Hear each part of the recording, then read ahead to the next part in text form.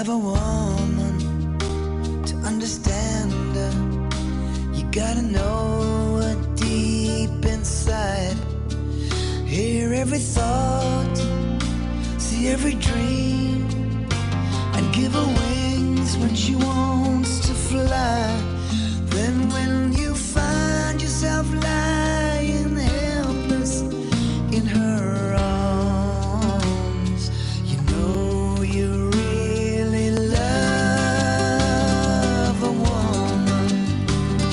When you love a woman, you tell her that she's really wanted. It was 30 years ago today, on June the 3rd, 1995, that Bryan Adams took this song to number one and stayed there for 5 weeks. Have you ever really loved a woman? Of course, that's from the soundtrack of the film Don Juan DeMarco. It was the third solo number one hit for Bryan Adams, going to the top of the charts on this day in 1995. Good Tuesday morning. It is the 3rd of June, 2025. But, you know, thinking back on this day in history, do you remember the magnificent creation that it was? I'm talking about Rogers Centre, then known as Sky Dome. It was on this day in 1989 that Sky Dome was opened. And in its efforts to showcase just how great and magnificent this building really was, the organizers of the big gala party that launched Sky Dome at the time on this day in 1989 decided they just had to.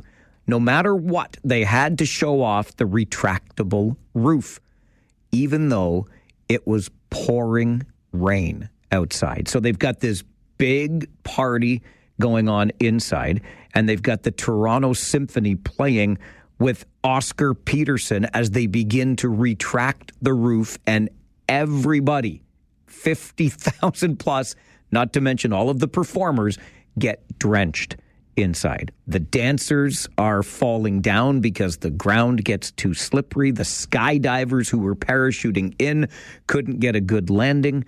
But the organizers insisted after the fact it was the right thing to do. They just had to show off the retractable roof on this day in 1989 when what was then known as the Sky Dome opened for the first time. Literally opened for the first time. It's kind of sad when you think back. That's only 36 years ago now.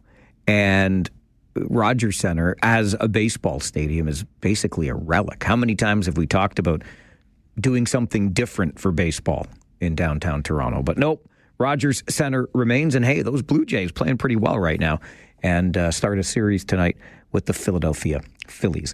I had the opportunity last night to spend some time with our friends at the University of Waterloo and their supporters, as it was the annual President's Golf Tournament. It's a great fundraiser to support student athletes at the University of Waterloo. And I met a great young man who just started with UW about a month ago. His name is Sam. And Sam's grandma is a big fan of the show. And I wanted to make sure I said a special hello this morning to Patricia Henderson, listening in Canada's most patriotic community, the beautiful town of Arthur. Pat, thank you very much for being a regular listener of this show. Sam says you're tuning in every day. That's the kind of stuff that matters. That kind of loyalty. Gosh darn it, I love it. So thank you very much for that. And don't you worry, Mrs. Henderson. Your grandboy did a good job last night making sure this old fart stayed on track and didn't mess things up too much as the MC for that President's Golf Tournament. 1, 2, 3, 4, 5. All right, let's get to your Farwell Show 5 for this Tuesday morning. Number 1, a wildfire has breached an airport in a northern Saskatchewan town. Some 2,500 residents of La Ronge and those in the surrounding area are being told to head south to Prince Albert after being ordered to leave yesterday. The out-of-control fire is fast-moving and has been listed at more than 836 square kilometers in size. That's as of last night. Meanwhile, dozens of fires in neighboring Manitoba have sent more than 17,000 people from their homes, some of them seeking refuge here in Ontario. Number two, the federal public safety minister expected to introduce a bill today spelling out the government's next steps on border security. The recent throne speech read by King Charles promised legislation to bolster security at Canada's borders and new tools for police and intelligence agencies to help them stop the flow of fentanyl. The Liberals have been trying to persuade U.S. President Donald Trump that Canada is doing enough to stem the southbound flow of drugs and migrants. Number three on your Farwell Show 5 this morning, Ontario Premier Doug Ford was feeling pretty good after yesterday's First Minister's meetings with Prime Minister Mark Carney. Let me tell you, I'm going to be very blunt here. This has been the best meeting we've had in 10 years. Simple. Best meeting I've had in 7 years. I described him today as Santa Claus. He's coming, and his sled was full of all sorts of stuff. Now he's taking off back to the North Pole. He's going to sort it out, and then he's going to call us. So, and we're building as short as Santa Claus is my big belly. I got to loan it to him. Carney says they discussed a number of projects that he will take back to his government for study, including consideration of a critical minerals pathways, nuclear power, and decarbonizing Canadian oil and gas production. Number four, the City of Waterloo and the Age-Friendly Waterloo Advisory Committee have named Bill Carter as the city's 2025 Senior of the Year. Bill was nominated by multiple individuals and organizations in recognition of his extraordinary dedication, leadership, and generosity of service to the community. He's been actively involved with Kitchener-Conestoga Rotary for 50 years. He's acted as treasurer of the board of directors for Grassroots Response, and Bill has provided stable housing and settlement for 2 Ukrainian newcomers. And number 5 on your Farwell Show 5 this morning, we want to know what you think about this radio station. No, seriously, we're asking. I mean, you can always call and tell me, but in this particular case, we would like to know what you like, what you love, what you might think needs a little bit of work, including the host of this show. You can take our survey at kitchener.citynews.ca/survey. Tell us what you think with the survey. kitchener.citynews.ca/survey. All right, we're going to take a quick break. I got a question for you, though. Have you ever been kicked out of anywhere? Do you remember that time you were at that place and then you were asked politely or impolitely to leave? Bonus points if you've ever been kicked out of something at work, because that's what happened at Queen's Park yesterday. But I'd love to hear stories from you, too, about that time you got kicked out of that place. Let me know on the Mike Farwell Show. This is 570 News Radio and Rogers TV.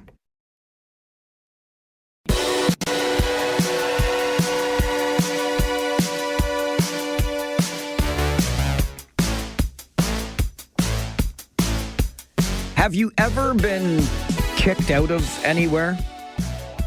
Class for talking too much? A hockey game for fighting? I don't know. It happens to the best of us. It happens to our provincial legislators getting kicked out, in this case, of their place of work. I'm asking for your story about that time you got kicked out. 519-570-2545, star 570, and 1-800-570-5715. My very first radio station job full-time. I started part-time in Brantford. Oh my gosh, 30 years ago this month. But who's keeping track? I just looked at 2025 on my little calendar there and realized it was June of 95. Anyway, that aside, the next year I start full-time in Salmon Arm, British Columbia. I got myself kicked out of something while I was there, let me tell you. I bring up the question because of what happened at Queen's Park yesterday. And look, even though it doesn't always appear that way, there are rules for decorum on the floor of our provincial legislature. And MPP Saul Mamakwa breached those rules yesterday. First Nations in Ontario do not want Bill 5. I say no to Bill 5. Last week, the government said that they respect First Nations. that they respect treaty rights. Speaker, we know the Premier is telling untruths to First Nations about... I will ask the member to withdraw. Not telling the truth. But that's the truth.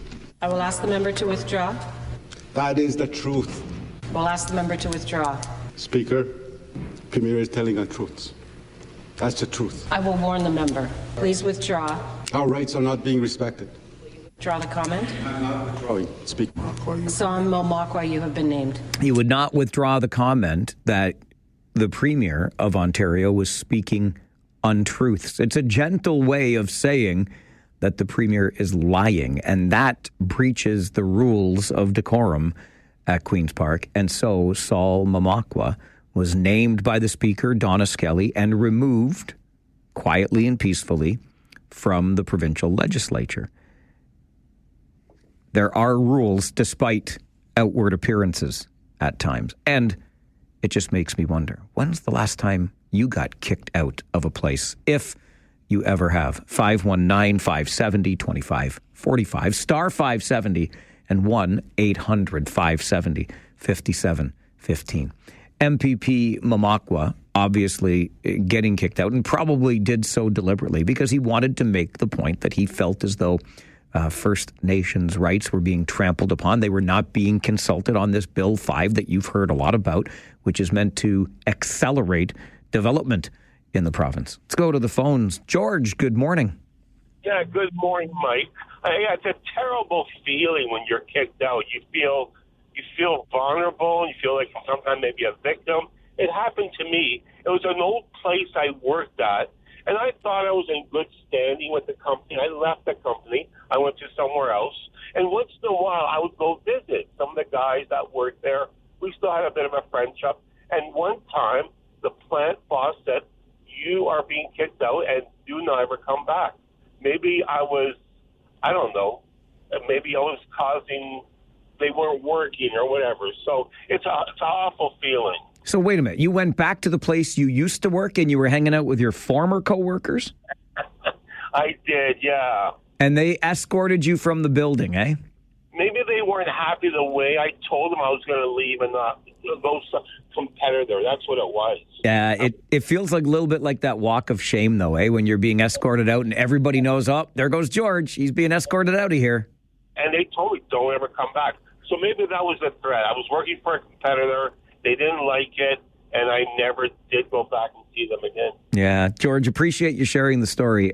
Can totally, absolutely relate, because mine too, that time I got kicked out was a very public situation. I'll tell you about it coming up, and if you've got a story about being kicked out, we're happy to hear it. On the Mike Farwell Show, this is 570 News Radio and Rogers TV.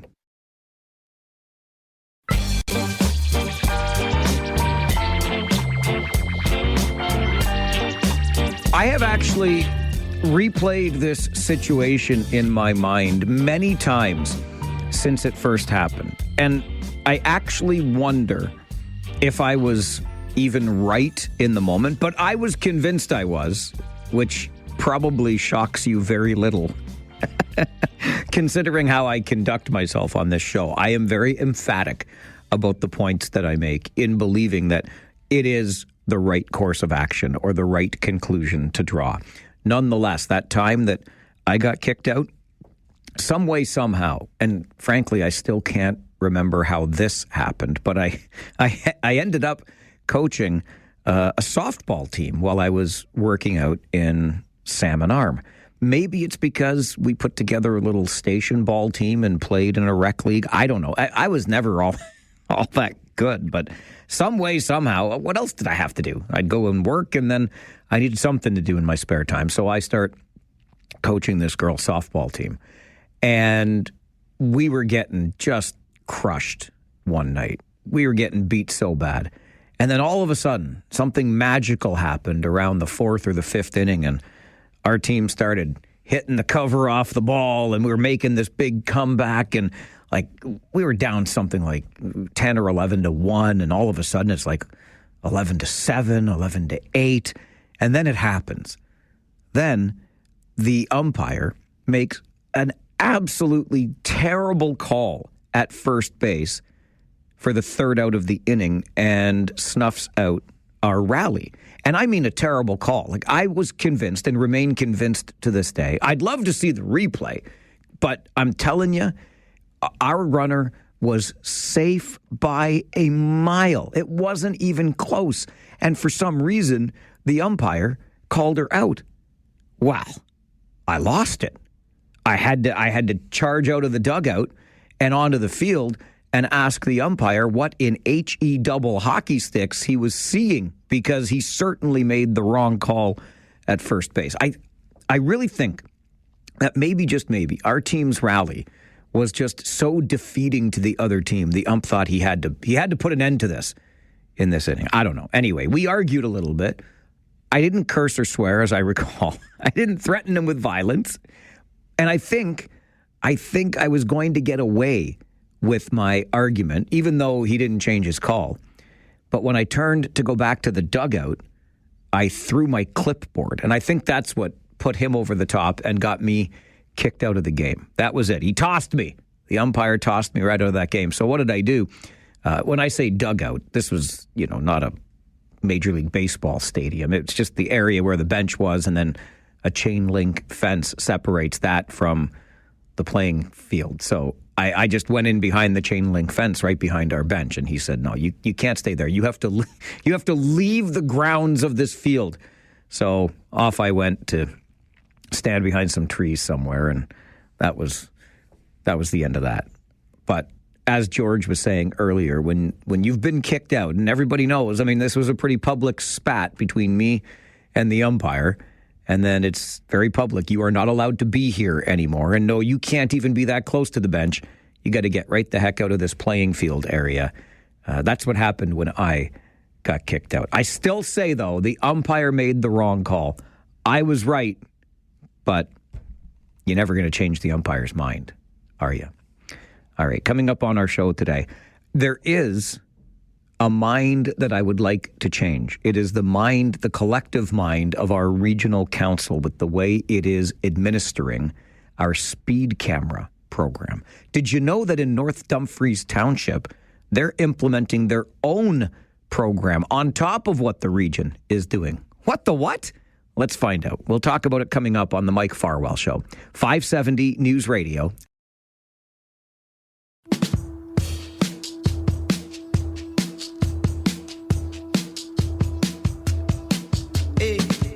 Is there an issue in our community more talked about today than speed cameras? I was at an unrelated event on the weekend. Heck, I was just trying to raise some money during Farwell for Hire, but you put enough people in a room and they start talking, and the thing that we talked about was the region's speed camera program. I actually got into a really good, very civil discussion with some who saw it differently.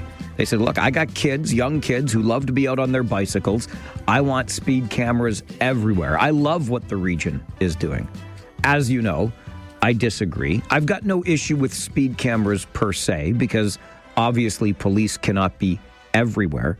Where I take issue is with where these cameras are being located and the speeds at which they are being calibrated, given the times of day. I think we need to really take a closer look at that and maybe figure out something that, at minimum, feels a little more fair. Sue Foxton is the mayor of North Dumfries Township, joins us to talk speed cameras this morning.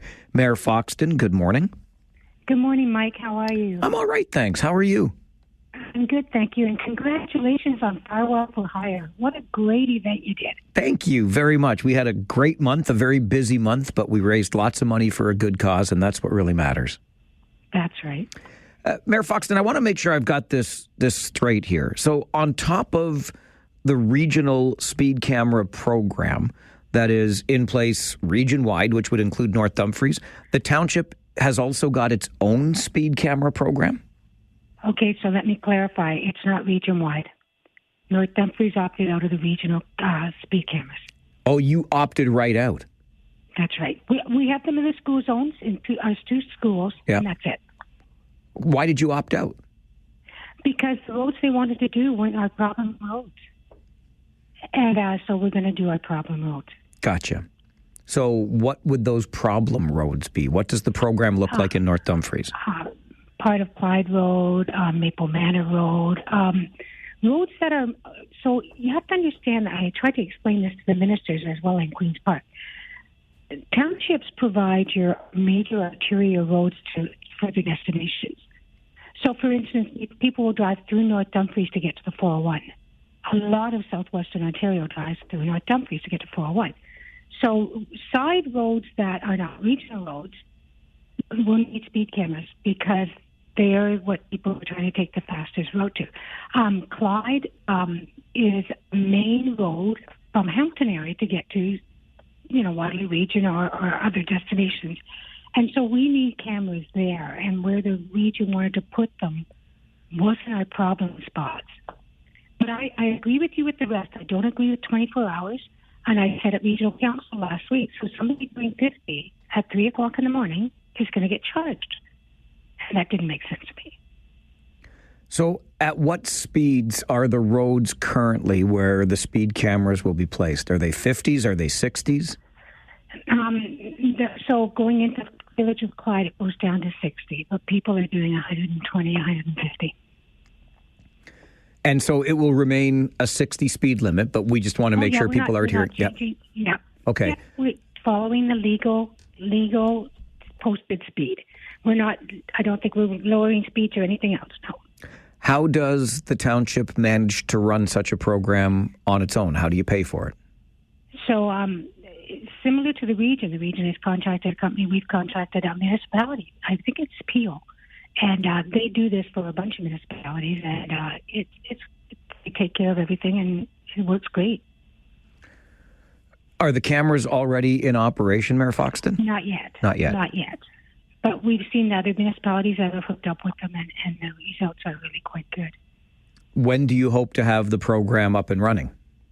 I believe late summer, early fall.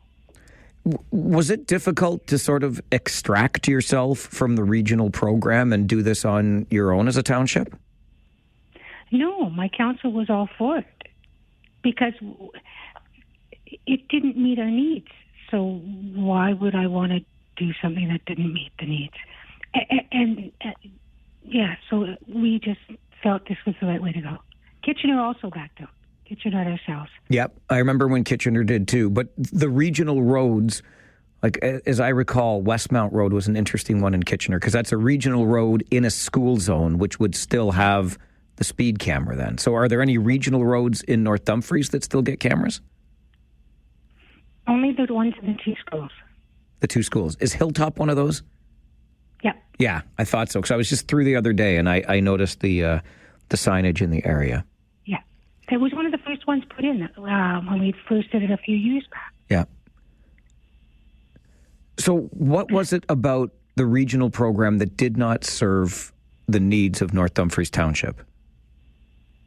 Again, I said it didn't hit the roads that we wanted to hit. Right. And so what we do is even to put in speed humps, what we do is we put out those speed that records all the data.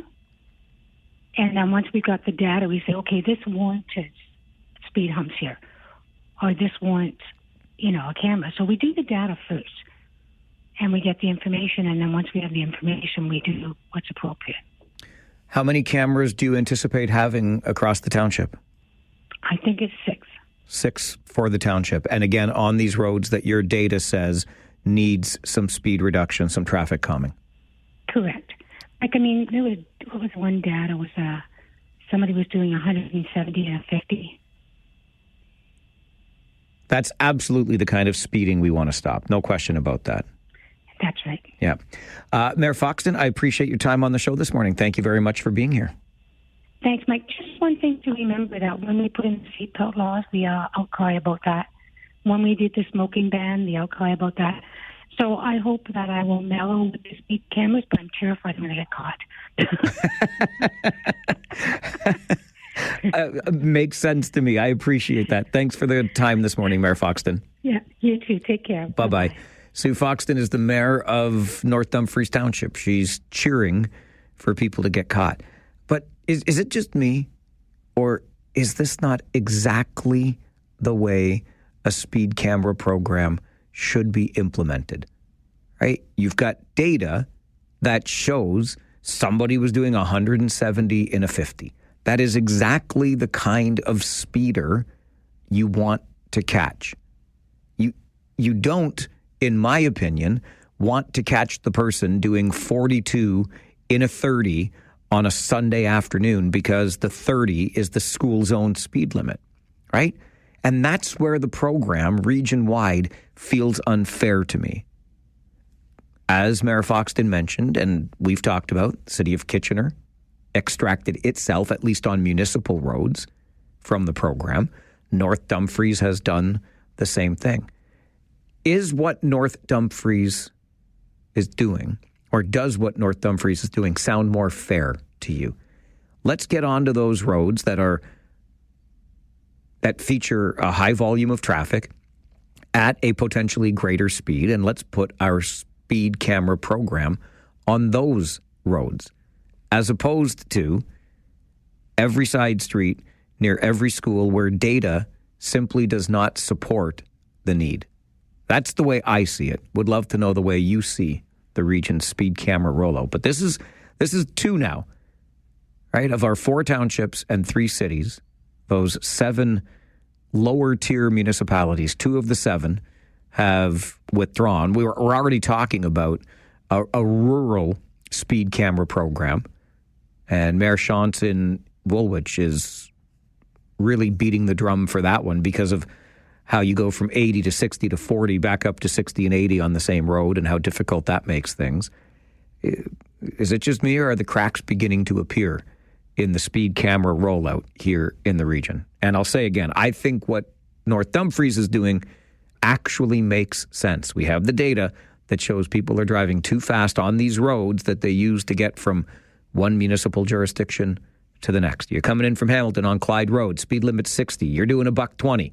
You deserve the ticket from the speed camera. Your thoughts always welcome on the Mike Farwell Show. 519-570-2545, star 570, or 1-800-570-5715. This is the Mike Farwell Show, 570 News Radio and Rogers TV. Even to put in speed humps, what we do is we put out those speed that records all the data. And then once we've got the data, we say, okay, this warranted speed humps here, or this warrants, a camera. So we do the data first, and we get the information. And then once we have the information, we do what's appropriate. North Dumfries Township Mayor Sue Foxton joining us this morning to talk about how North Dumfries, like the City of Kitchener, has extracted itself from the region's speed camera program, saying what you, regional government, intended to do does not serve our needs in the township. Where you wanted to put the speed cameras, there is no speeding problem. So North Dumfries is doing its own speed camera program, putting the cameras where data identifies the need, which has been one of the criticisms of the region-wide rollout. I get it, and it's so easy to say, won't anybody think of the children? We must keep the children safe.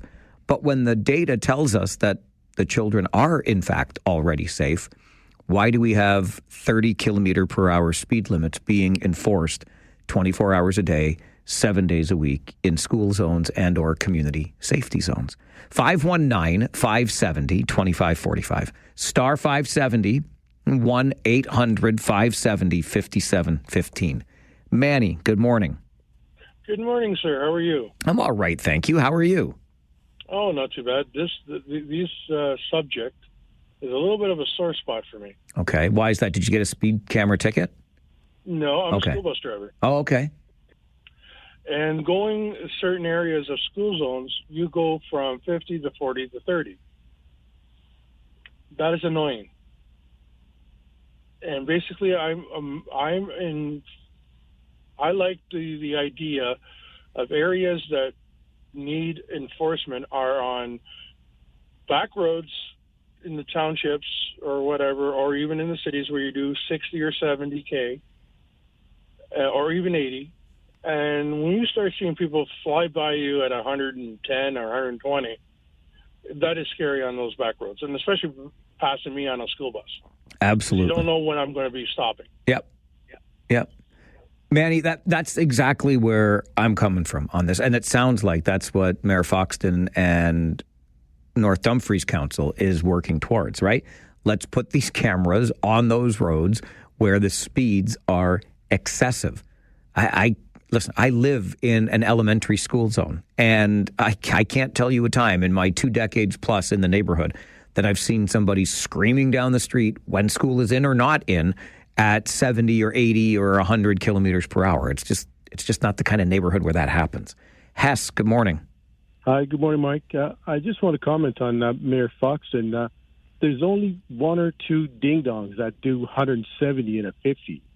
If you put in a camera, you're going to catch more law-abiding citizens on a Sunday afternoon coming back from the church service than 170. Is the camera will the camera catch somebody that's going 170, or is it not calibrated to that? It's just too fast. Like the guy's going. Yeah, it's a number of questions. It's always the question of where the camera is calibrated. But I would push back a little bit, Hess, on catching the law-abiding citizen. I mean, if you're speeding, you're not abiding by the law, are you? Well, we go back to your earlier shows where you say how far is the tolerance on the camera. Yep. And lastly, I wanted to point this out, Mike. Would a speed bump sending this bozo up in the air going 170 and a 50 work better than a camera? Save a bunch of money. Yeah.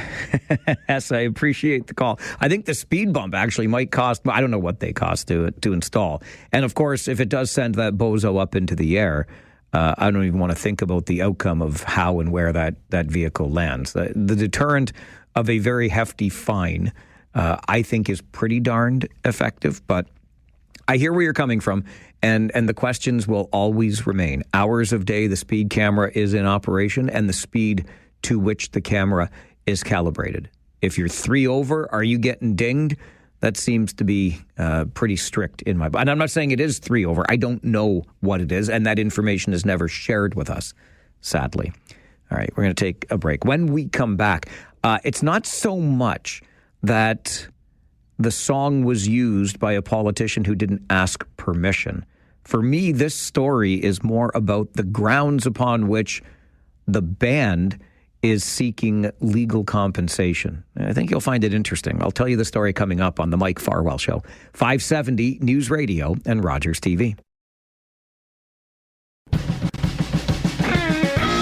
Whatever you do, don't mess with Martha and the Muffins, man. Like, you better be careful when Martha and the Muffins are involved. You know, of course, Martha and the Muffins, right? But did you know that Conservative leader Pierre Poilievre and at least one other Conservative candidate used the classic Echo Beach during the election campaign? And Martha and the Muffin says, hang on a second. You did not ask for permission to use this song, and we don't want you to ever use it again. Here's where it gets interesting. Here in Canada, we have this thing called the Society of Composers, Authors, and Music Publishers. It is called SOCAN to those of us in the business. And if you are in a convention center, for example, it would be licensed under SOCAN regulations to play virtually any music that's covered by SOCAN. And so you're in the convention center and Martha and the Muffins, Echo Beach plays, and all is well, right? So how does Martha and the Muffins decide to fight this? Well, the band says what it's going to do is assert its moral rights not to be associated with the Conservatives or its leader. Martha and the Muffins tend to lean left. Some might say even very left. And Pierre Poilievre does not. So they are asserting their moral rights. And we're going to have to see where this goes in court. But in the convention center in Canada, under SOCAN regulations, you can play the music. If it goes against the band's moral rights, though, to not have it played, that is now going to be tested in court. Who knew? And of course, Martha and the Muffins said, neither Pierre Poilievre nor the other Conservative candidate that used their song during the election campaign had sought permission before so doing. Don't want to be associated with those guys, after all. All right, I have to get you to the 570 News Center for an update. If you were listening to All News Mornings today with Mark Douglas and Christine Clark, you would have heard our reporter Justin Kohler talking about the beautiful day. Oh, you remember that terrible winter? Well, you're going to make up for it. I'll tell you what, one day, not enough. Not enough for this guy. One nice day does not make up for those miserable months that we had to endure in the winter. So is there any hope on the horizon of a change in the weather? We'll find out coming up on the Mike Farwell Show. This is 570 News Radio and Rogers.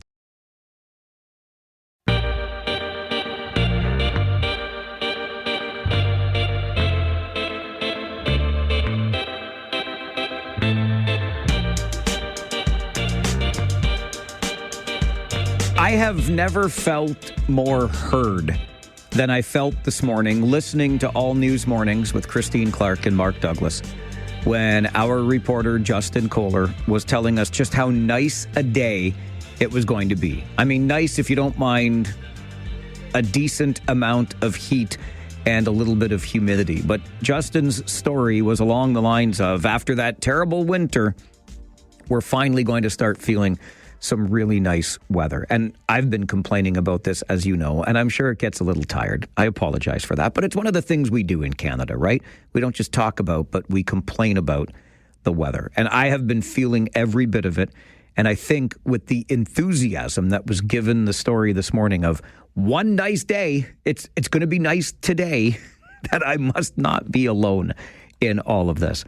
Doug Gillum joins the program this morning. Doug is a senior meteorologist with the Weather Network. Doug, good morning. Hey, good morning.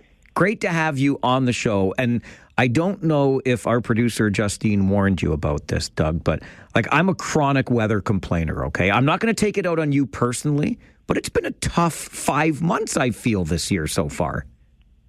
It has. There's certainly been elements that have been very tough. We had a colder winter. We had more snow than we've become accustomed to. But I'm actually kind of fascinated by the reaction to this spring. The number of people who have contacted me and declared worst spring ever. Yes, I'm one of those people, Doug. But then as you look at the data, you go, is it our memory or what was it about this spring? Because the data actually shows we were either bang on or actually tipping to the warm side of normal with normal precipitation. Yet the perception is it was a spring like we've never seen before. And what I find interesting, it seems that spring is a season every year that we look forward to. So we long for spring. And then when it arrives, we complain about it every day until it's over. I had a feeling this was a risky proposition this morning to have you on the show, because I had a feeling you could pull out the data and say, Farwell, listen, I hate to break it to you, but spring wasn't really all that bad. So did we make up for May then in late March and through April? I remember a really nice stretch in April, Doug, but to be honest with you, in the past 6 weeks, I don't remember a whole lot of really nice weather. Yeah, well, two things. One, we need to remember that spring is a season of transition, and it's not consistently warm in Canada. So our expectations are usually too high. But March was well above normal. We don't remember March anymore. I don't even remember what I had for breakfast yesterday. But we don't remember March. April was very close to normal. Actually tipped a little bit to the warm side of normal. May was cooler than normal, but the actual numbers show that 2023, 21, 20, and 19 and 17 were all cooler at the Waterloo Airport. Now, I think the key there is the high temperatures. If you look at the average temperature for the month, well, I mean, most of us slept through half of that. And if the nights weren't as cold, that didn't really benefit us the same way but it was the lack of warmth and the number of days really mid-May on where you really do expect warmth. The fact that the long weekend had such chilly weather, and since then March doesn't matter anymore. All we know is it's supposed to be early summer, and we did get hit with a stretch where high temperatures were well below normal. And with the cloud cover, nighttime temperatures didn't drop very much, so that kind of skewed the data. So that is part of the answer. The afternoons, especially during May, were disappointing. I'll definitely grant you that. So can you give us any hope, Doug? Is there any reason for optimism in the months ahead? Just to go back to the story that our reporter was telling this morning, you finally got the day that's going to make up for the winter that we had. It's not enough for me. I need like 30 days like today, personally. But what are we looking at for the summer forecast? Well, we'll at least give you 2. I mean, tomorrow will be even warmer than that. But yes, we are calling for warmer than normal temperatures for the summer. Now, I wouldn't describe it as a very hot summer. We think the focus of the heat will be Western Canada. But we think, we really have turned the corner. Compared to what we've just been through, June will end up warmer than normal. The daytime temperature is probably only slightly above normal, but above normal is quite a contrast to May. So it'll be a noticeable difference. We don't expect it to be an all-out scorcher. We'll still be changeable. We'll still have showers and thunderstorms at times, so we're not just locking into a hot summer. But to be warmer than normal and we're at the warmest time of year, that is quite a change from what we've been through. So there's hope. You can't make everyone happy in the summer. I mean, too much heat and dry weather also has some negative consequences. So hopefully we'll come close to striking a balance of being warm without it being, excessively hot. And I know our farmers, of which we have many in this community, rely on more normal patterns of precipitation, et cetera. So I can certainly understand that point of view. I also get the sense, Doug, that it is very typical of us to believe that we're owed something after we have a particularly harsh winter, which we did. And I'm one of those guys, like, you owe me something here, Doug. Yeah, and that probably is, I've been trying to figure out the psychology of what's happening, and I think that is a big part of it. We endured a winter that, compared to what maybe it was like decades ago, wasn't that bad. But compared to what we've become accustomed to in recent decades, we had a real winter, and we had a lot of snow, and that did really impact things, if you're shoveling and driving through it. And so you get through that, and you think, all right, we're out some warmer, more pleasant weather, and we waited, and we waited, and we waited, and we got teased in March, and that raised expectation, and then reality hit that it wasn't summer yet in April or May. But it is. It is now June. This is the time of year we really should be expecting consistent warmth. Well, it's off to a good start this month of June, so we'll certainly enjoy that. Doug, appreciate your time on the show today. Thank you very much for being here. My pleasure. Have a great summer. You too. Bye-bye. Doug Gillum is the senior meteorologist with the Weather Network. Slightly warmer than normal, but we'll get the rain, we'll get those thunderstorms. Listen, for me, personally, crank up the heat a little bit. I'm still cold from Saturday morning, May the 31st, when I went outside and my weather app said it was +7, feels like -2. Not cool. And then, as you would have heard this morning in Justin's story during All News Mornings, we were like a hair away from a century-old record for cold yesterday morning when we registered barely above a degree, which is incredible for this time of year. But it looks like we're starting to turn a corner, and the summer ahead doesn't look too shabby. All right, immediately ahead on our show, if you would like to be a city councillor in Guelph, just send in your application. No, seriously, just send in your application. And they are the people helping people, so why don't we give them the credit that they deserve for that? Those stories coming up on the Mike Farwell Show. This is 570 News Radio and Rogers TV. First and foremost, kudos to Dominique O'Rourke, a former city councillor in Guelph, now the Liberal MP for the Royal City. I say kudos to former councillor O'Rourke, because when she decided that she was going to leave her municipal post and run for the federal post in Guelph, she took an unpaid leave of absence from her job as a Guelph city councillor. I kind of think that's the way it ought to be. In fact, I really think one ought to resign their post at the municipal level. But nonetheless, Ms. O'Rourke did take that unpaid leave of absence from Guelph Council and was successful in running for the Liberal post and winning in the most recent federal election. So she's now the MP for Guelph. And Dominique O'Rourke had been Guelph City Councillor she was into her second term, so almost 7 years out of the 8 that would have been 2 terms. As you know, I also struggle with people who try to make that move even more quickly, like, 5 or 6 months into the job, which is what happened with one Kitchener City Councillor who ultimately became a member of provincial parliament. I have a hard time with running for a seat or a job that maybe you didn't even want in the first place. But anyway, with Dominique O'Rourke's seat in Guelph now vacant, you know where I land on how to go about filling the vacant spot, and that is with a by-election. And yes, I know by-elections cost money, but democracy is not supposed to be inexpensive and or free. We fight for this democracy, and it's sometimes messy, and it's often expensive. But voters should decide who represents them. Instead, what is Guelph going to do? It's put out a call for applications. If you would like to be a city councillor in Guelph, just send in your resume. And then, making it even better, Guelph Council will decide for you who your next representative is.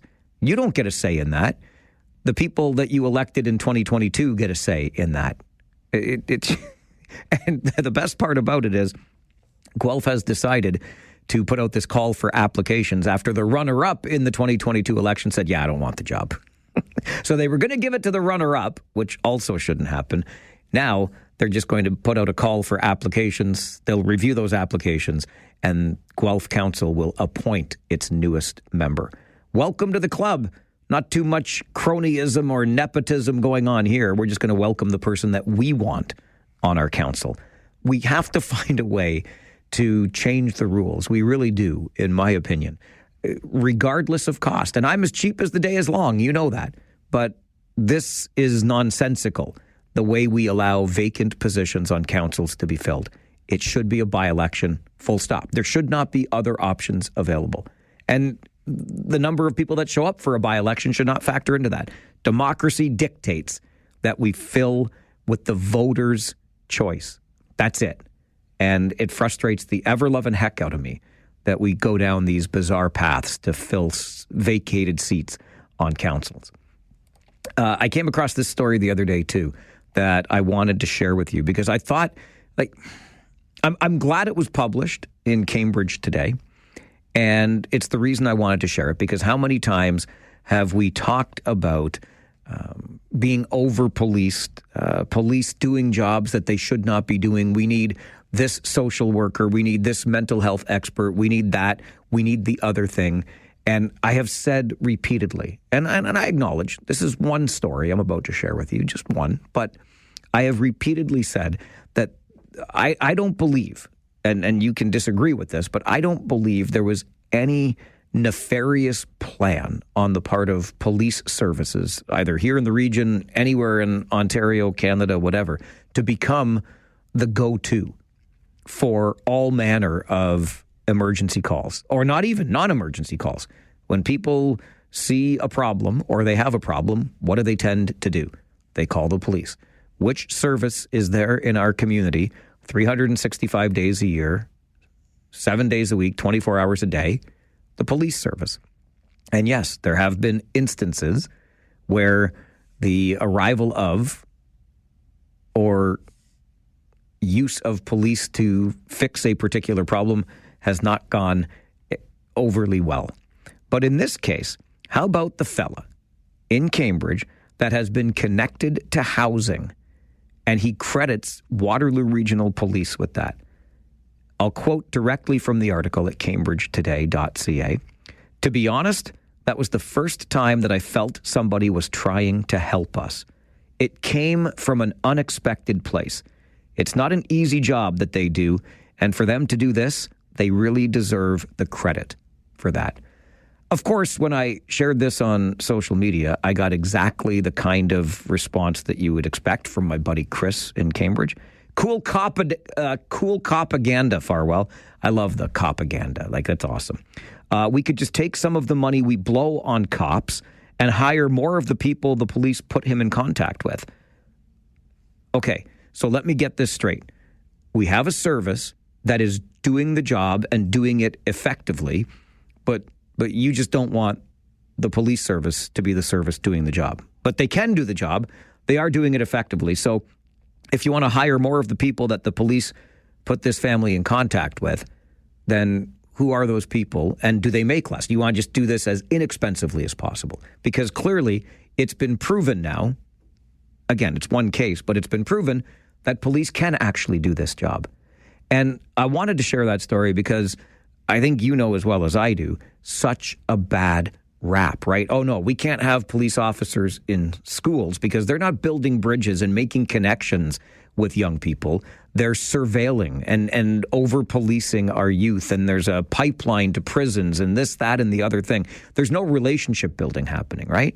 Oh no, police, they can't respond to a problem at an encampment because, they're just there to punish. Oh, maybe not.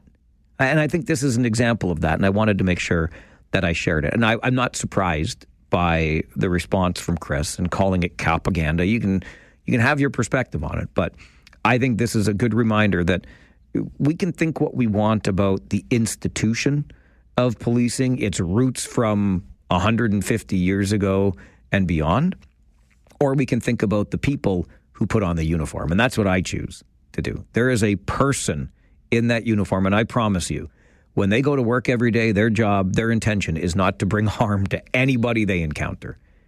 By the way, Regional Police Chief Mark Crowell and Staff Sergeant Scott Griffiths will be here between 11 and 12 answering your policing questions on Ask the Chief today. This is the Mike Farwell Show, 570 News Radio and Rogers TV.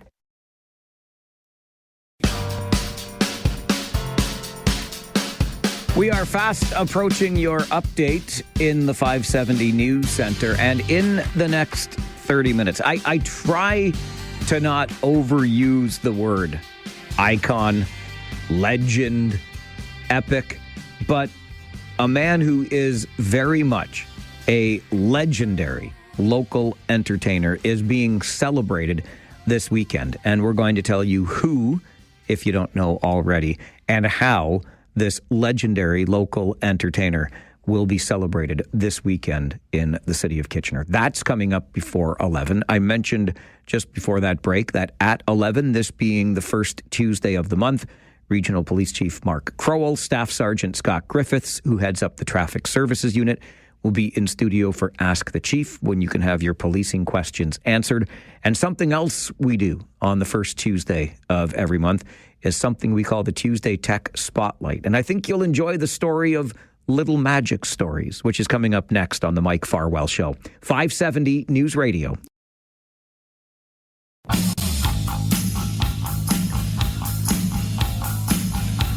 On the first Tuesday of every month at this time, we like to shine a brighter light on our local tech sector, something we call the Tuesday Tech Spotlight.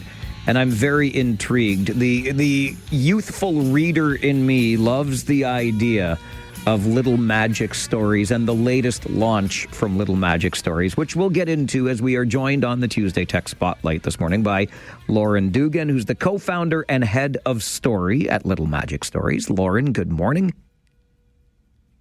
Hi, Mike. Nice to be here. It's great to have you here. And along with Lauren, Neil Vidyarthi, co-founder and CEO at Little Magic Stories, is with us. Neil, good morning. Good morning. Good morning. And also Lauren's husband. What a perfect team. How you want to start there, Neil? What's it like working side by each like this? Yeah, it's wonderful. It takes a lot of discipline and maturity. When we started it, we said we got to put the relationship to the side sometimes and work on the professional stuff. And if we do that, I think the goods will outweigh the bads, and they totally have. It's amazing to work beside someone you trust and you love. Love to hear that. So, Lauren, how did Little Magic Stories come about? What was the inspiration for this? So the inspiration was our son. We have an almost 8-year-old. We have also a little 3-year-old. But when our eldest was younger, he was an early morning riser, very, very early, 5 a.m., happily up. And we were not so happily up. So he would jump into bed with us. And the only way we could kind of get some rest was to tell these stories to him, and he would want to partake in them, and they were interactive, and he would build on them with us, take them in new directions, take the characters to like a world made of chocolate and do things that we just wouldn't think of. And so this was part of our family's fabric for many years. And when AI and generative AI, when we saw the potential of this technology to augment this fantastic imagination that children have and their ability to tell stories, we knew it was something we had to explore. And that's how Little Magic Stories was born. Neil, I've got to think this is where your background in gaming really came in handy. Yeah, big time, big time. As we went down the path of exploring this, and I've been working in games for a long time, I've made the games that your kids love, and I also saw the things that weren't so good for them.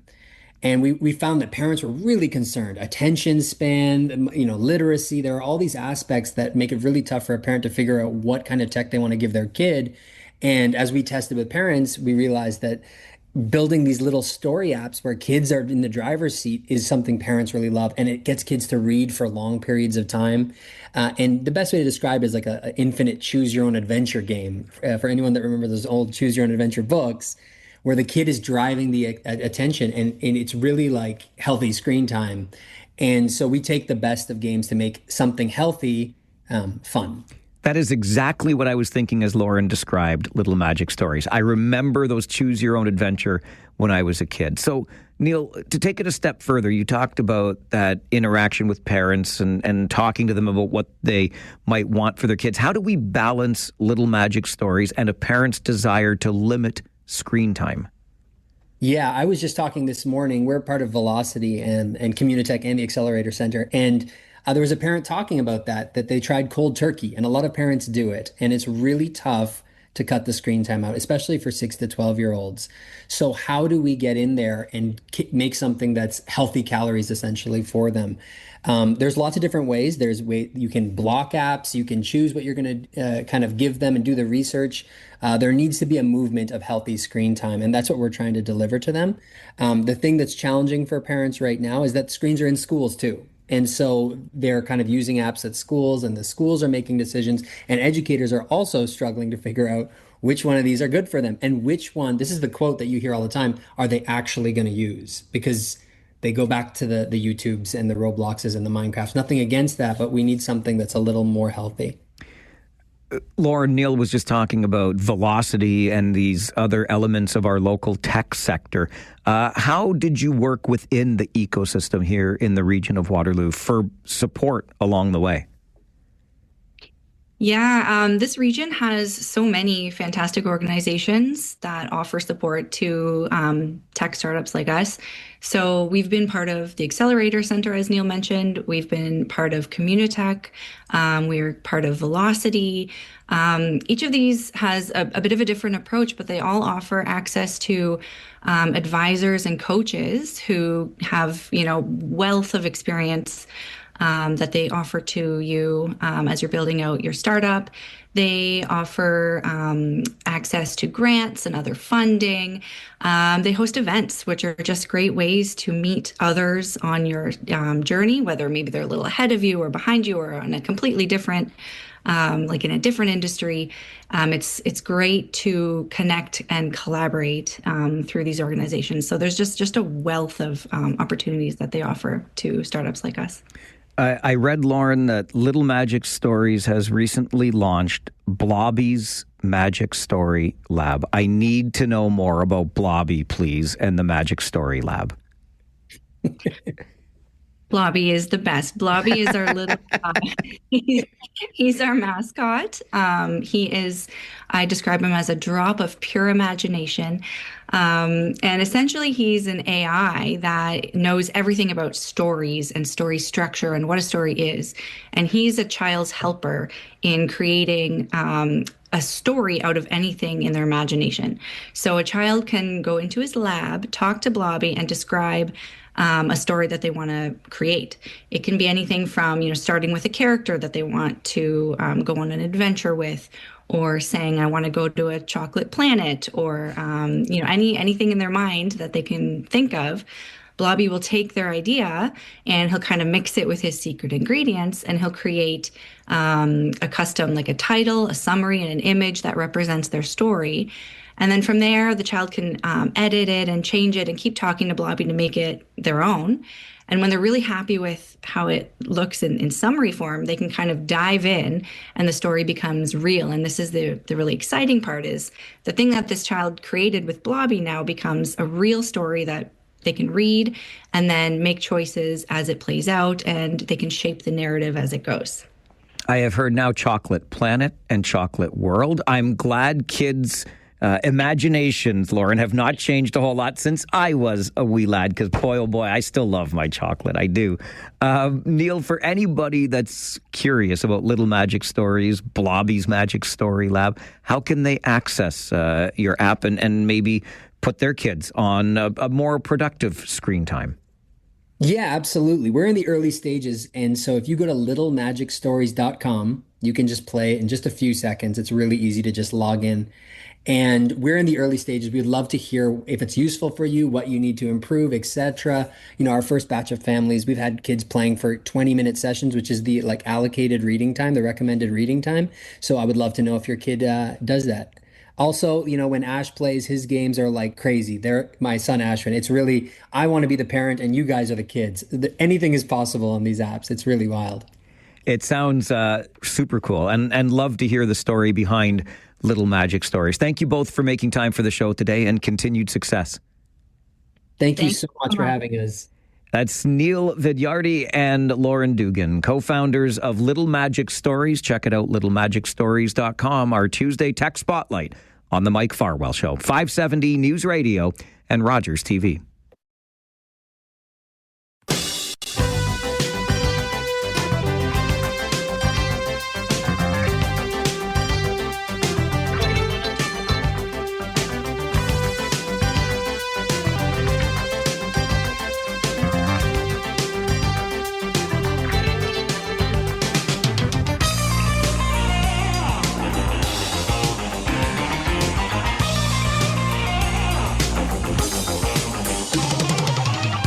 I knew that you would know the answer when I said before, and I try not to overuse words like epic and iconic or legendary, but this entertainer in Kitchener is very much a legend. There's no question about it, and I've had the flood of emails already. I know who you're talking about. Of course, you know who I'm talking about. One Mr. Erick Traplin, and he will be recognized with his very own day this Sunday in Kitchener. Steve Roth is the manager of special events at the city, and I might just say, an old friend from the neighborhood. Great to see you, Steve. Good to see you, Mike. Old friend from the neighborhood. The years go by. Don't they, though? The years go by. I don't know about you, though. I'm not getting any older. The years just keep going by. I'm starting to feel it. Admittedly, me too. Starting. Tracy Van Kalsbeek is here as well. She, of course, is the executive director of KW Oktoberfest. And how many different hats do you hold? I was texting you on the weekend about Citizen of the Year. I mean, you are so involved. Terrific event, by the way, if I may say. The Women's Expo, the Women of the Year night. Fantastic work. Well done. Yeah, thank you. We were really, really pleased with Women of the Year. We had 140 nominations, and 12 categories, and everybody's a winner. It's such a great night. Everybody has such an interesting story to share, and it's just a way for us to come together and celebrate one another. I love that event, and the expo was fantastic. And yeah, I'm involved with Citizen of the Year too, with the Lions Club, and helping them out too. But today we get to talk about Waterloo Region icon, like you said, a legend, Erick Traplin. He's so great. Generations of families have been going to see him in this community at every community events and family events, and my kids saw him. Now my grandkids are seeing him. He's just such a fantastic person, and kudos to the City of Kitchener for taking the lead on this. Absolutely. And you know what? We all saw him as kids because he's been around for 3+ decades now. But even as adults, it's so much fun to be there, watch the wonder in the kids' eyes as they experience it. Steve, how do we even begin to celebrate a man and an entertainer like Erick Traplin? Well, it's a great question. And how we began is we kind of put the call out to some of our colleagues at Oktoberfest, Kitchener-Waterloo Blues, City of Waterloo, City of Cambridge, Township of Wilmot, Kitchener Public Library. Everybody wanted to be a part of this day. Nobody said, let me think about it, let me get back to you. Everybody wanted to be part. And I think this is the first time we've all, as a region, collaborated on an event. Yeah. And it was I didn't have to sell. It just said Erick Traplin. We've all been hiring him for, like you said, 35 years. Exactly. To be at all of our events. We love him. We love him. And like Tracy said, and my kids are in their 20s now, and they're listening to music. I don't know who they are. But if you say bubbles, bubbles, bubbles everywhere, they know it's Erick Traplin. And for some reason, when they were 4, 5, or 6, that stuck with them. Like, Erick has that impact. And I was chatting, I've gotten to know Erick pretty well over the last couple of weeks. And I said, Erick, I think what makes you really special is, number one, you're such an important part to this region. You've dedicated your life. You do this great stuff. But what Erick does, and anyone who's seen Erick will know this, is he takes the time to take pictures, to meet the kids. Like, you have to understand, when you're 4, 5, 6, you're looking at Paul McCartney up there. You're looking at, like, a legend, Elton John. You just aged yourself with the Paul McCartney comment. Sorry about that. Steve and I used to listen to Paul McCartney in the days back in the neighborhood. That's the best I could do. But he is a legend. And you used the words iconic, legend, and I was so grateful. We met with Erick's wife, Ruth, and we said, listen, we don't want to embarrass him, but this fella needs to be acknowledged. And people said, is he sick? Is he dying? No. Erick is doing well. He's doing fine. But we now have an opportunity as a region, as a community, to come together and say, thank you, Erick Traplin, for the last 35 years. You've meant something to my family. You've meant something to our kids. As Tracy said, now grandkids. Like, he is timeless. And as I said, I've been meeting with Erick recently and gotten to know him and learned about his background. It doesn't happen to me too often. I felt a little starstruck all of a sudden. And I know Erick, but just to know that there's this legend sitting here, like, it's a special Sunday, June 8th at City Hall, Kitchener City Hall, will be a very, very special afternoon. Noon till 5. What made it so easy for you to say yes, Tracy, when Steve For all of these reasons that we're talking about today, how iconic he is. I've been hiring Erick to be at events at the various different organizations that I've led over the last, my career. And he's just an incredible person, and so generous and thoughtful with his time, his energy, his passion in our community. From an Oktoberfest standpoint, he's been at every Kidtoberfest that we've done. Like, he's just, it goes back to, he's just an iconic person. It's really cool that we're taking time to celebrate somebody like him in our community. I just love everything about it. So yeah, Steve and I are stage managing together. It's going to be great. He's like a bit of an Energizer bunny, because you see him, he's got the same energy for the kids. The material doesn't change a whole lot, but he keeps delivering it with that same enthusiasm to entertain the kids. So noon to 5, Steve, on Sunday at Carl's Airswear, Kitchener City Hall. What can we expect? So noon to 5, right from all the way down King Street, activations, Beautiful. Jumpy Castles, lots of things happening. But at 1 o'clock, we're doing a Thank You, Erick celebration. And people, there's been a lot of assumptions made that it's an Erick Traplin show, when in fact, it's a tribute to Erick Traplin. Will he be there? 100%. Will he be on stage? 100%. But once again, when we reached out to the community, said, "Would you want to perform for a tribute to a legacy, Erick Traplin?" Yes. So Neil Aitchison, the incomparable Neil Aitchison, is hosting a celebration filled with music, entertainment, some laughs, some surprises, and of course there may be a performance by Erick as well. But it's going to be, that starts at 1. So bring your lawn chairs, bring your blankets, bring the family. It's not necessarily a kid's show, but it's a chance for this community to rally, to gather, and to say thank you. It's really about saying thank you, Erick. You have meant something to this community. And I would love to see as many people as we can come up. As Tracy said, he's impacted thousands and thousands and generations of people. And this is a real chance for everybody to say, Erick Traplin, thank you. Yeah, it promises to be a great day. There couldn't be a more deserving recipient of this recognition. Kudos to you, Steve, for getting the ball rolling. It wouldn't be a community event, Mike, if there wasn't a keg tapping. Hello. Just going to say. However, we're going to have a root beer keg tapping, so it should be a lot of fun. Fun for everyone, kids of all ages. Absolutely. Tracy Van Kalsbeek, Executive Director, KW Oktoberfest. Steve Roth, Manager, Special Events, City of Kitchener. Thank you both for being here. Thanks to both of you for making this happen for Erick, too. It's fantastic. We've got a great team. Yeah, thank you. Let's make sure we pack Carl's Air Square and downtown Kitchener Sunday, noon to 5. It is Erick Traplin Day in the city. This is the Mike Farwell Show, 570 News Radio and Rogers TV. Do not forget this Sunday, noon to 5, downtown Kitchener. We celebrate the entertainer and legend that is Erick Traplin. It's Erick Traplin Day in the city of Kitchener on Sunday. Make sure you get out and join the party on Sunday afternoon. This is the first Tuesday of the month of June, and you know what happens on the first Tuesday of every month, right? We get a full hour with our police leaders so you can have your policing questions answered.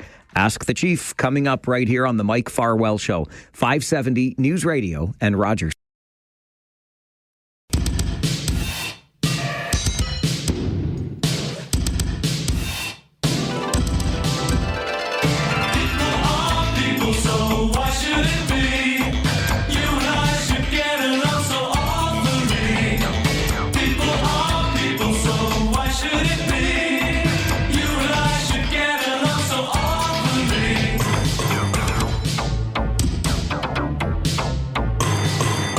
First Tuesday of every month, 11 until noon, Regional Police Chief Mark Crowell joins us in studio along with Staff Sergeant Scott Griffiths, who heads up the Traffic Services Unit. This is a segment we call Ask the Chief, where you get your policing questions answered.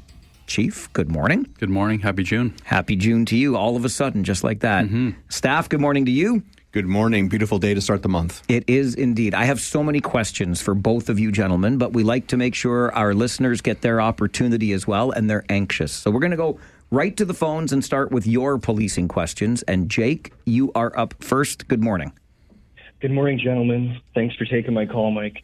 I have a question about speeding in the city and the culture surrounding it. So I drive every week down Bingaman's Drive, and I like to do the speed limit, 50 there. Sometimes I'll use cruise control just to make sure that I'm focused on other things other than how fast I'm going. And I've noticed that cars will just fly by me on the left lane there. Not many people are doing 50, let's say that much. On the highway, sometimes, most of the time I drive 90, and the cars are even speeding by me even faster than that. Normally 100, 110, 120 is not uncommon on Highway 7, you probably know. And then the roundabouts around town, people are flying through those things. These things are a massive danger to pedestrians who are trying to cross. So I guess my question to you is, do you, like me, see a culture in the city where people are entitled to speed whenever they want? For example, the people who think that they can drive 42 in a 30 on a Sunday afternoon, that increases the risk of severe injury to children. Settle down, Jake. Settle down. Severe. Settle down. Okay. All right. So you wanted data last week. I did some research, and I found that the probability of severe injury driving 40 rather than 30 increases from 10% to 50%, and then death increases from 2% to 10%. So I'm asking the leadership here from the police services, do they think that there is a problem with speed in this region, in this culture, and how do they propose to change that? All right. Great question, Jake, to start us off. Scott, that's your department in traffic services. Absolutely, Jake, and thank you for the call. And your statistics are very accurate. The mortality rate and the incidence of serious injury and death increase exponentially as our speeds go up, especially when it comes to school zones and considerations for that. What I would say to you is that we certainly see the product of a lot of volume, the product of people who are living very busy lives and certainly are always intent upon getting to where they're going as fast as possible. And that is something that we have tried, we try yearly and extensively to illuminate through our public education offerings as well as our enforcement, to sort of ask people to please be respectful of the speed limits, to understand that oftentimes, given the volume and the number of vehicles on our roadways now, doing excessive speeds, and the crazy ones you're talking about, are certainly, they don't get you there any faster than driving the speed limit, and it just increases the risk factors by a huge amount. So as to what we're doing with that, we're certainly actively engaging in our public education. We're working with our cities in order to make sure that we have traffic calming measures where they can install them and where necessary. And we're also conducting enforcement. Just for example, we have, and we can talk a little bit later about it, Mike, we had our Canada Road Safety Week a week or two ago, which was a national effort on behalf of chiefs of police in Canada to address what we call the Fatal Four, which is speeding, distracted driving, seatbelts, and impaired driving. And we saw some results. Our additional enforcement saw some additional results, which is not encouraging, but it's also indicative of the need for us to keep doing that work. All right. Quick editorial from me, because I know where Jake was coming from. I will defend until my dying breath the person driving 42. The person on Binghamton Center or on the expressway, I'm with you all the way. Somebody driving 42 is not the criminal you're looking for, Jake, but that's just me. Okay, to Paul, your policing question, Paul, go ahead. Okay, after that last one, I don't think I'm going to run out of time here. He took less than 2 minutes. A couple of points here.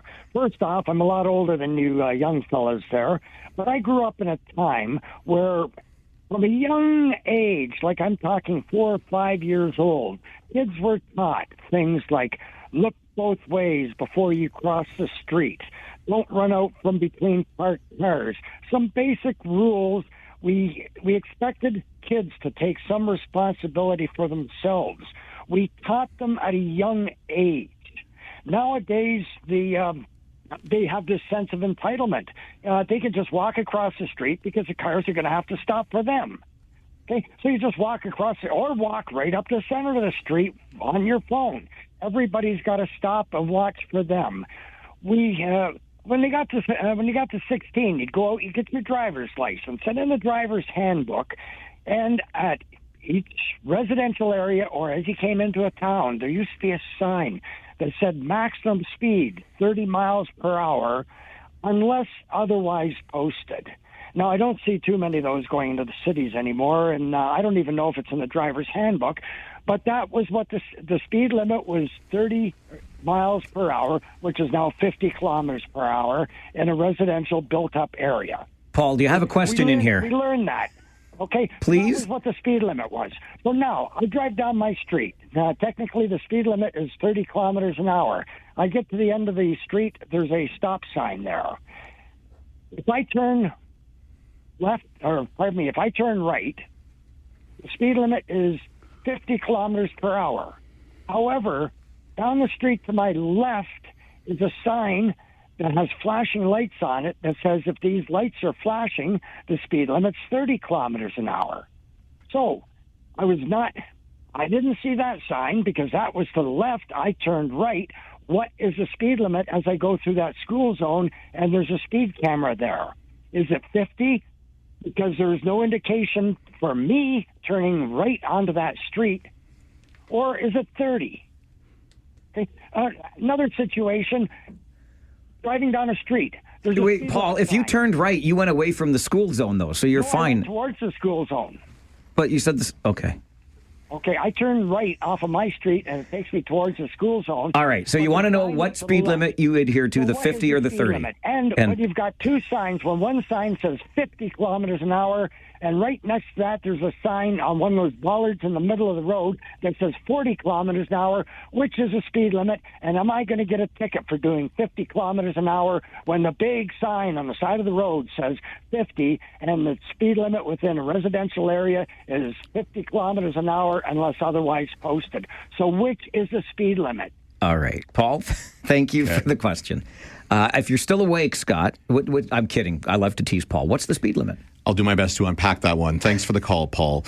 So what I would say to you is that when the speed cameras are installed with the ASEs, the automated speed enforcement cameras are installed in school zones, coming with those cameras also comes significant and legal signage for the posted speed limit. So if you're talking about one in Cambridge, perhaps on Concession Street or Concession Road, if there's an indicator that there's a flashing 30, if it's 30 when flashing, then you have to follow the speed limit when that light is flashing. So it would be 30 kilometers an hour. And all other times, the speed may be different. If it's 50 in that zone, then you follow the posted signage. The cities in the region are responsible for posting signage, and they do still post signage at the town limits to indicate what the city bylaw indicates is the speed limit where there is no posted speed limit or no signs posted.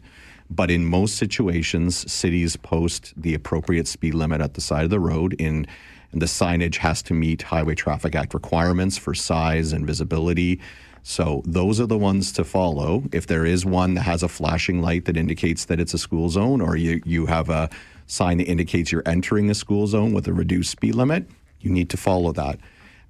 Excuse me. As for the one with the bollard, compared to the speed limit sign on the side of the road, I would imagine that the one on the bollard is an advisory, because what those bollards in the middle of the street are trying to do is to narrow the road, to create a visual narrowing of the road so that your visual acuity is drawn down the street.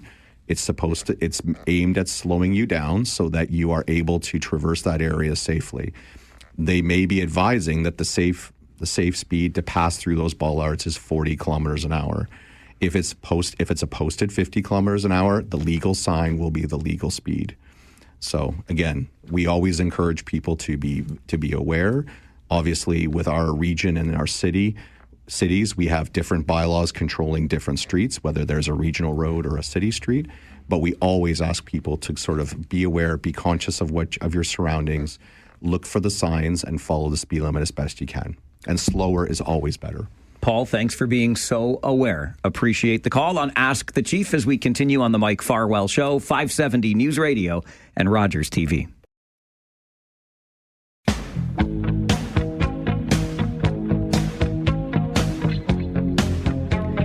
It is a busy morning on the phone lines. Ask the Chief with Regional Police Chief Mark Crowell. Staff Sergeant Scott Griffiths heads up our Traffic Services Unit. And your questions right back to the phones. Lisa, good morning.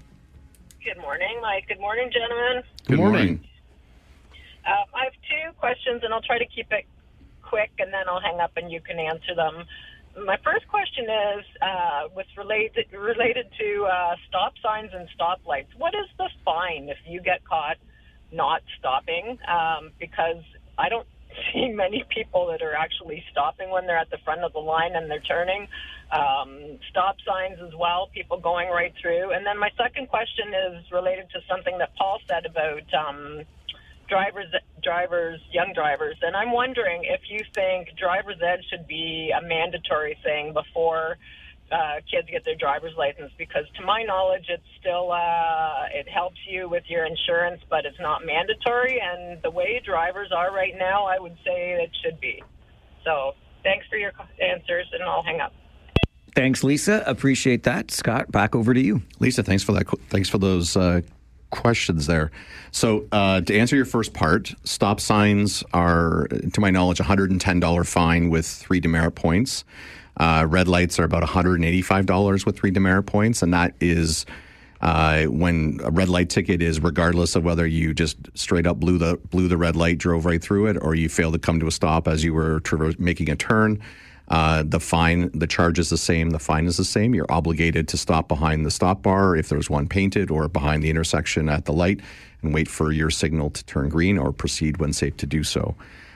So those fines are obviously significant, but there's also the demerit points that come with that and come with your points. And then when your insurance company is reviewing your policies, they're going to look for charges like that when they're assessing your risk level. As far as the use of driving schools, I would say to you is that I would support anything that would help increase the awareness and the knowledge base of our young drivers. So I remember myself as a young driver being very eager to get out on the road to get my first my learner's permit. It wasn't back when the speed limits were miles per hour. It was a little bit after that. But then I would say to you is that I did go through an accredited driving school, and I learned so much from that. So if there was any way, it's obviously a provincial requirement for licensing. But, as far as I'm said personally, and I'm not speaking on behalf of WRPS, but I would say is that I think that it definitely would benefit the public at large, because there are so many different parts of driving a vehicle that are important to know, and sometimes just being able to put a car in gear is not enough. In keeping with the theme that our callers have started with here, Scott, I did want to ask you, and you alluded to it earlier, about Canada Road Safety Week, because that ended with 200 charges laid by regional police. And I'm just wondering what that tells our service, your officers and traffic services, about the roads in our region. Well, it tells us that we have work to do. So we, over between May 13th and May 19th, it was Canada Road Safety Week. It's an initiative from the Canadian Association of Chiefs of Police. It focuses, like I said, on our fatal four, which are the ones that we find most often when we're dealing with fatalities and major injuries: speeding, distracted driving, impaired driving, and seatbelts. And, during this week, not only are the officers on the road conducting their normal enforcement, they're also focusing on these things. So my officers were out on the road with specific tasks to look at these different issues. And we're seeing is that we're still seeing prevalence of distracted driving. We laid 12 charges of people on their cell phone, and they're not. The problem is not that we had a hard time finding them. It's just that we have a hard time. We only have so many people to write so many tickets. So we're finding them when we look for them. People are still on their phones. People are still driving without their seatbelts. We had, very concerningly, 20 impaired driving related charges. That means that people are driving well beyond the legal limit of alcohol in their system or drugs in their system. These are things that we are finding on a daily basis, and we're obviously not going to stop, because road safety is a priority for this region and for the service, and we are going to make sure that we are out there doing this. But we want to bring attention to this to the public, to say, listen, these are the main drivers, as our earlier callers have said, of serious injuries and fatalities on our roadways. And it may not be you today, but it may be you tomorrow that may be a victim of something like this. And the more that we can bring awareness to this, the more that we can show people that we're out there focusing on addressing these negative behaviors, the better it will be, that we hopefully improve driving behaviors in this region.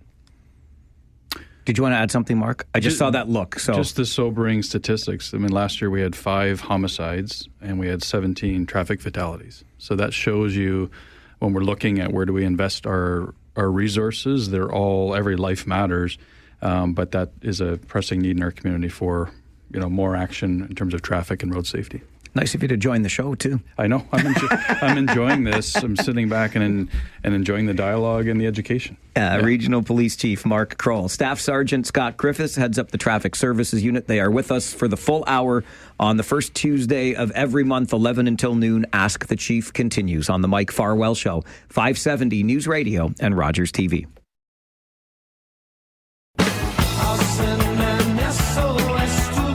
On the first Tuesday of every month between 11 and noon, we are joined in studio by Regional Police Chief Mark Kroll and Staff Sergeant Scott Griffiths for a segment we call Ask the Chief. I like that you get the opportunity to have your policing questions answered, and there have been many so far. Great start to the hour. I've got questions, though, too. including around school resource officers. The province says they should be back in schools where the opportunity exists. We used to have them here, so we'll check in on that. Also, more cameras. You can have your own camera added to a registry that police can access when they are investigating crimes. How do we ensure privacy around this? I've got some questions too. We'll get into more of that as we continue Ask the Chief here on the Mike Farwell Show. 570 News Radio. Roxanne. First Tuesday of every month from 11 until noon, we're joined by our policing leaders so you can have policing questions answered. Staff Sergeant Scott Griffiths heads up the Traffic Services Unit. He's in studio with us this morning. He's been very busy with your questions. Regional Police Chief Mark Crowell is here as well. Mark, I wanted to touch on a number of things with you because there are some interesting things happening in the community around policing, one of which is a new registry that regional police have created for security cameras. So if I've got a Nest or a doorbell camera on my personal property, I can register it with regional police to help with investigations. Is that how this works? It is. It's that simple. It's called the Cam Safe program. So we've been looking at this program. It's in jurisdictions across the province, and it's a very simple way for residents, citizens, and businesses to register cameras that they have. It's voluntary. There's no uploading capability. It's simply registering that cameras exist. You can specify what they are, where they are. And this helps us when we have incidents that occur, because traditionally we're going door to door, trying to canvass people for the availability of cameras. And increasingly, this is helping us to solve crime. So instead of hitting people when they're maybe at work, unavailable, this gives us a sense of what exists in an area, in a neighborhood. And then from there, that's our starting point for developing, the inflow of digital evidence to help solve crime. And so we've done some really good work, privacy impact assessments, determining any issues related to that.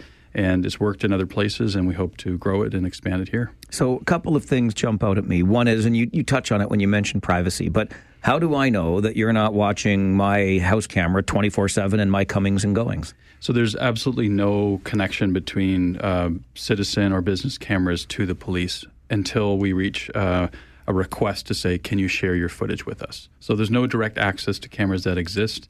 That capability just simply is not part of the program. It's simply a registry of information and of the owners of the cameras and the locations. And when it comes to us requiring or requesting something that camera footage for something that's occurred, that's a voluntary transfer of digital evidence to us. We have a pretty slick way that we do that now. People can upload it effortlessly to our systems, and then that's part of the investigative package, and that can be disclosed in court. But there's full awareness and a voluntariness when it comes to people sharing anything with us. If I notice that there's a cluster of these cameras registered, Mark, in my neighborhood, how do we respond to criticisms that maybe my neighborhood then is being over-surveilled? Yeah, so I often say, a bit of tongue-in-cheek, that we are living in a surveillance state, and it's owned by citizens. We are seeking assistance with investigations with total governance, accountability, transparency, and following all the privacy impact legislation that exists.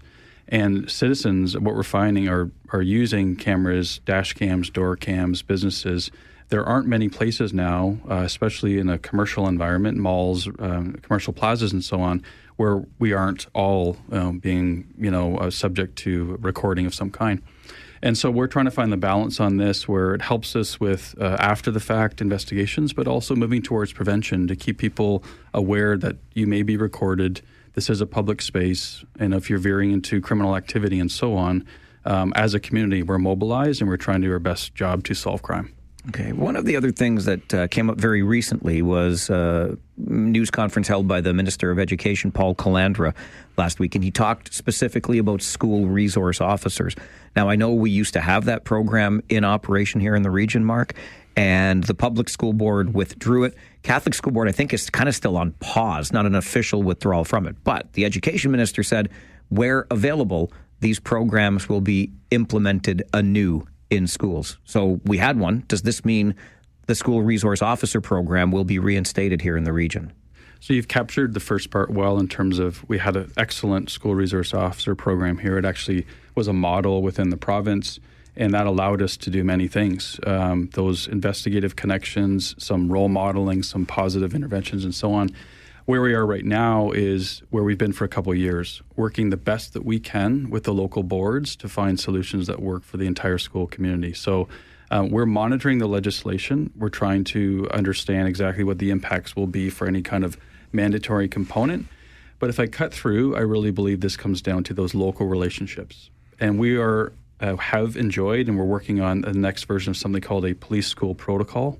And that is the document that mandates how our relationship works, how we respond to schools in the case of emergency, how we're going to conduct business on a proactive or preventative basis. And so there is a role for police in a school environment. We are in school places every day, called by teachers, by administrators to respond. But what we want to do is find that local solution. So we'll unpack the legislation as it comes. I know on behalf of the Ontario Chiefs, we're assessing those impacts as well. Some communities have continued on just as they always have, and some, such as Waterloo Region, we're looking at what does this relationship look like moving forward. Do you see a role for police back in schools in an official capacity? I don't believe that we will be resurrecting the school resource officer program exactly in the way that we had it in the past. And I think to mutual benefit and understanding, we've recognized that there is a role for us to play within an educational school environment as required. But when it comes to some of the proactive educational role modeling things we can do, I think our best foot forward is to do that in total partnership with everybody, with the school expertise that we have there, but also other community agencies. So if we look at things like developing curriculum and delivering that, we need far more reach than the police can provide on our own, and we need to multiply all of our things. And if I give you an example, it could be to do with hate crimes, it could to do with online safety, intimate partner violence, and healthy relationships. We have a role to play from a legal, law enforcement standpoint to educate and to bring awareness. But we have a lot of community partnerships and educators that can also assist with that. So we're looking for those win-win scenarios, and we want to develop that in our policy and our practice. Something else that's been in the news recently, Mark, and we've talked about it on the show, is downtown Kitchener, concerns that businesses raised and a new plan that has now been put into place to increase the sense of safety and the sense of security for businesses and their employees. And I know police will play a role in that. How do you respond then to the requests for greater visibility and presence in downtown Kitchener? So I'll start from the high-level view. Is we now have dedicated resources in downtown Cambridge and Galt, in uptown Waterloo, and also in downtown Kitchener. And it's an evolving landscape in Kitchener where we know there's been a lot of changes with shelters, with soup kitchens, with consumption treatment site, and just the general environment of growth there.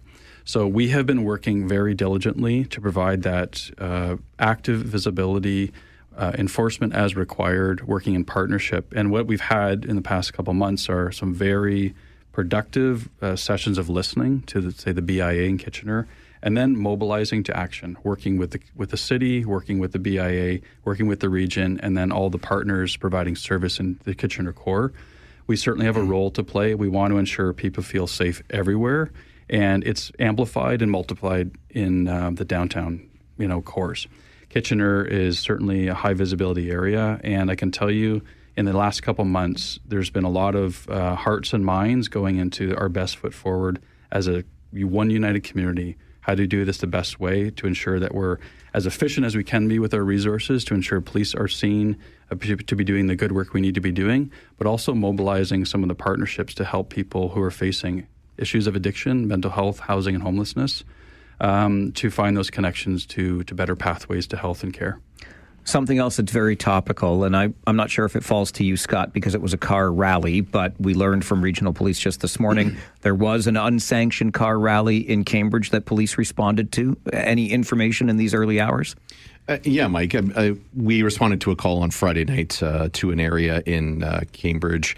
It was an event that was organized. My understanding was organized by a business there to sort of celebrate an anniversary of the doors opening there. But as what happens with many of these instances is that sometimes the popularity or the word gets around, and then these events can metastasize into something much bigger. So they started causing issues with neighboring businesses, and we got repeated calls from them for driving behavior, racing up and down the streets, noise, and other violations. So, as we talked about earlier, addressing driving behavior, we're very attuned to that. We're very attuned to our public input when it comes to that when we get these calls. So my officers attended. We monitored the situation. We issued some numerous offense notices for equipment violations and for other issues that had arose.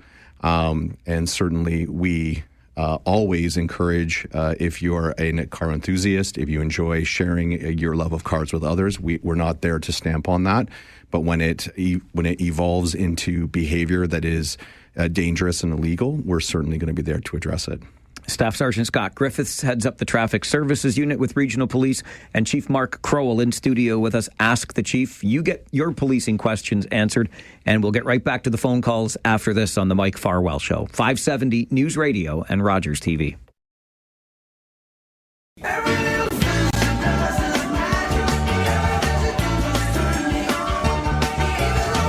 On the first Tuesday of every month between 11 and noon, a segment we call Ask the Chief with Mark Crowell, Chief of the Regional Police Service, Scott Griffiths, Staff Sergeant, who heads up the Traffic Services Unit. You get a chance to have your policing questions answered. And back to the phones we go. Marino, good morning. Good morning, Mike. Good morning, Chief, staff. Mike, you talk about the school resource program. I had a great career with Guelph Police, and I was a school resource officer for a number of years, both in the elementary and the secondary panel. If you put the right people in there, it's a really valuable program. Enforcement may be a part of it, but it's not the main focus. It is building relationships. I helped coach the basketball team. I helped coach the football team. I ran an intramural program at lunch. I sat with the kids. You need to put the right people in, but there is great value in that program. Marino, appreciate the call and the perspective on that. And Mark, you did say earlier that the program we had here was a model in the province. It was, and Marino, thanks for your service, and I certainly agree. We've had a legacy of tremendous officers who are very passionate about solving problems, about being that role model, helping people connect to better pathways. So at its height, there was much value in the program. Moving forward, we will work with the school administration locally to find solutions that work all the way around. All right. And Marino, I echo what Mark said about the service that you provided, and I'm sure those kids benefited from that, and it's a great story to hear. Phil, good morning. You're on Ask the Chief. Good morning, gentlemen. This question is directed to the traffic staff, specifically funeral escorts. What's the proper procedure when you're involved in one or you encounter one, the legal obligations? Thanks, Phil. I appreciate the call. What I would say to you is as a person who is not a participant, I know that the tradition has been that if there's a funeral procession approaching from the opposite direction, that out of respect to the party who's being transported, that you pull to the curb and stop while it passes. Certainly, that's not it's not a requirement. But if the officers do have their lights and sirens going, or lights and their emergency lights going, it is a safe and very respectful thing to do. As far as being a member of a procession, unless the funeral procession is organized so that intersections are controlled by an officer, where you'd have an officer out of its cruiser, directing traffic, stopping traffic so that a large procession could proceed through. In almost all the cases we have with our funeral escorts, officers will stop at all red lights. They'll stop at all stop signs. They'll obey the traffic laws as posted or as displayed. And will only proceed if it's green or it's safe to do so. If you are in a long procession where there isn't an officer controlling an intersection that you're going through and you're trying to keep up with the back end of it, or the part of it gets through a light and the other part doesn't, it is your obligation to stop and obey the traffic signals. So we want it to be a respectful very solemn journey, but we also want it to be a safe journey. So if it's not organized in a more significant manner, you do have to follow all the traffic lights and signs that you are faced with. That's a good question, Phil, and I'm sure many of us have either been in or around one of those processions in the past. Manny, you're next on Ask the Chief. Good morning. Hi, thanks for taking my call. Recently, there's been some, more than one, which is always troubling, home invasions in the area where my mother lives. And so she has some cameras out, and like the regular kind of theft deterrent things, but they seem to be targeted, which I guess could be good or bad, depending on if you're the targeted individual or not. But it kind of raised a greater question, because my mother is in her 70s and she lives on her own. And with these deterrents it doesn't really, just like a speed bump doesn't necessarily stop speeding, or speed cameras don't stop speeding, it can deter them. If someone does in fact come into her home, what would be an acceptable level of self-defense at that point in time? All right, Manny, thanks for the question.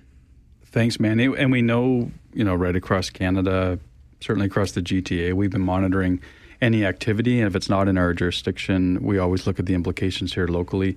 I'm never great at answering these questions because it always depends on the specific behavior that someone is facing in terms of their level of risk and their ability to respond. We reinforce a couple of things. If there's an ability to call 911, that should be the first thing that's done. And when it comes to self-defense, we often say that whatever is being sought, could be a vehicle, it could be jewelry, it could be money, it could be anything of value, is not the price of life is certainly more valuable than anything that can be stolen or sought. And so that has to be taken into account. We do work with residents and neighborhoods on crime prevention, efforts, and that could be, as you mentioned, camera, fortifying residences, things we call crime prevention through environmental design. So when it comes to your care and concern for your relative and loved one and the work that we're doing, obviously we're trying to raise enough awareness as we can to ensure that people are not exposing themselves to any heightened risk. We've tried to give education to people to not advertise some of the valuables that they have, to be aware of marketplaces when they're featuring things for sale. Even purchasing certain items and having them displayed can attract others. Home invasions, as you described, have not been a scourge in Marley region. We have seen an uprising in carjackings last year, but home invasions, as you mentioned, are often targeted. Often tied to drug trafficking, debts owed, and certainly bad relations just spilling out. And it's very seldom that individuals are targeted within their homes just randomly. But the concerns are all the same, and it's a case-by-case basis when it comes to that issue of self-defense. All right, Manny, thanks again for the question. Quickly, before I let you gentlemen go, I got a call yesterday from a fellow that saw somebody out Wellesley Way dump on the side of the road, throw garbage on the side of the road. And he took pictures of the license plate and what had been left behind, confronted the driver, and then called regional headquarters waste management and regional police. I thought this was a bylaw thing, but Google told me later maybe it falls under the Highway Traffic Act. So I don't know, Scott, if you can shed some light on this, but who should be responsible for following up on this listener's efforts to control illegal dumping? It definitely, littering on the highway is an offense under the Highway Traffic Act. So we can certainly look into that. It might be something where we would summons the person for an offense under that situation, given the fact that we have all this evidence that the person has gathered. And there could be bylaws in regards, I'm not familiar with the Wellesley bylaw, whether there is one for dumping, but as well, that's another consideration. But again, it's something that if they bring it to our attention, we can certainly look into it. We have our frontline support unit that also can look into matters like these. There are officers who take online reports and reports over the phone. So it's something that using our evidence.com technology, we can gather all that evidence the person has had, conduct an investigation, and lay an appropriate charge. We don't necessarily have to come out to see them to do that. All right. The first Tuesday of July, as I look ahead on my calendar, is going to be Canada Day. So why don't we all take that day off, and we'll bring you on for the second Tuesday in July, the 8th, and we'll do this again. Sounds good. All right. Regional Police Chief Mark Crowell. Staff Sergeant Scott Griffiths join us on the first Tuesday, or in July, the second Tuesday of the month, for Ask the Chief here on the Mike Farwell Show. 570 News Radio and Rogers TV. As it always seems to be, a busy hour with regional police, thanks to Chief Mark Crowell and Staff Sergeant Scott Griffiths for making time to be in studio so you can have your policing questions answered. We couldn't get to everybody, and I don't know that I am as interesting or as much fun to ask questions of, but hey, if you are left hanging and you want to continue the conversation after this update from the 570 News Center, it is Talkback coming up. Open phone lines so we can hear from you. They don't have to be questions either. They can be comments about the news of the day, something that's going on in your neck of the woods we'd love to hear about. Talkback begins right after this on the Mike Farwell Show, 570 News Radio. Take out the papers and the trash, or you don't get no spending cash. If you don't scrub that kitchen floor, you ain't gonna rock and roll no more. Yakety yak. Don't talk back. Just finish cleaning up your room. Let's see that dust fly with that broom. Get all that garbage out of sight, or you don't go out Friday night. Yakety yak. Don't talk back. The idea of Talkback reminds me to remind you that we are interested in hearing from you about your thoughts on what we're doing here at this radio station. Now, I'm not saying you have to call me and tell me that, although you can, because this is the Talkback Hour. But we actually have a survey online right now where you can tell us what you like, tell us what you love, tell us where you think we need a little bit of improvement, which is a nice way of asking for constructive criticism / feedback, right?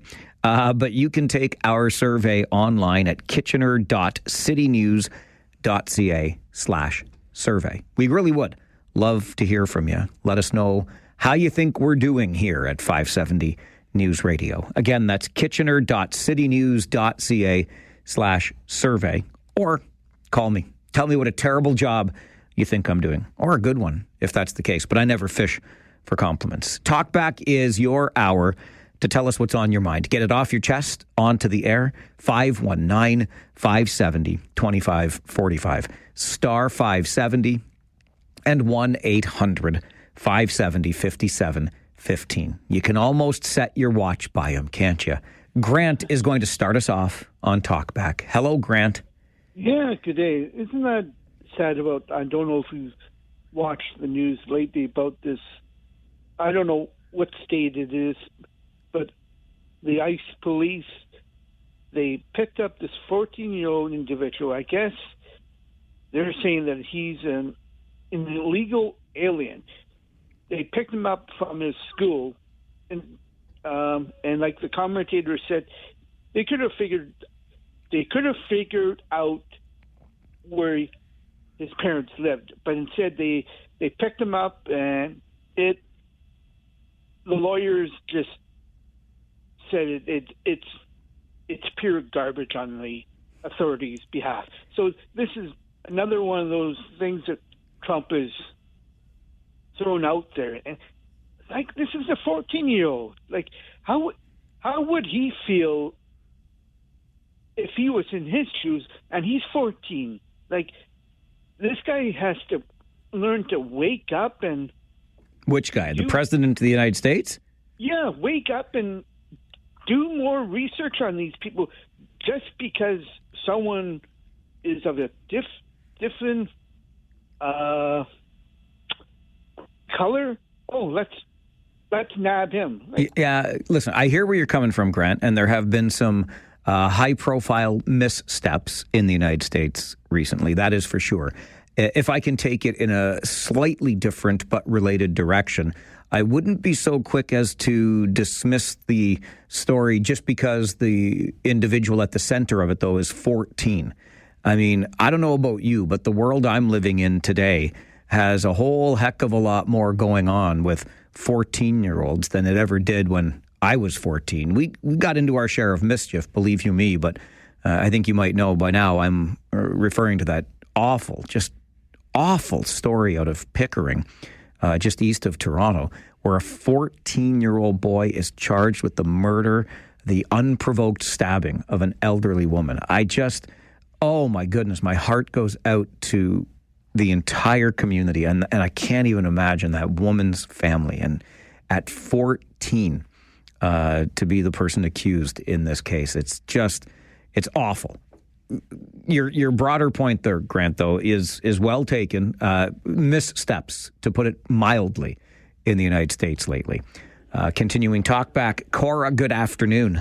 Good afternoon. I have it might be a silly question, but every time they have brought up this issue about these junior hockey players and that girl, they have mentioned those boys' names on every broadcast, on every station, and all they ever do is give her initials. Now, I wonder how many people feel that is fair. Well, that's an interesting point, Cora. I hadn't even really thought about it, but I guess if you take that to the next step that you make me think of when you say that, the names and careers and reputations of these men are hanging in the balance regardless of the outcome of this now. They will forever be associated with this case. It is, for me, I have such a difficult time with the entirety of the story.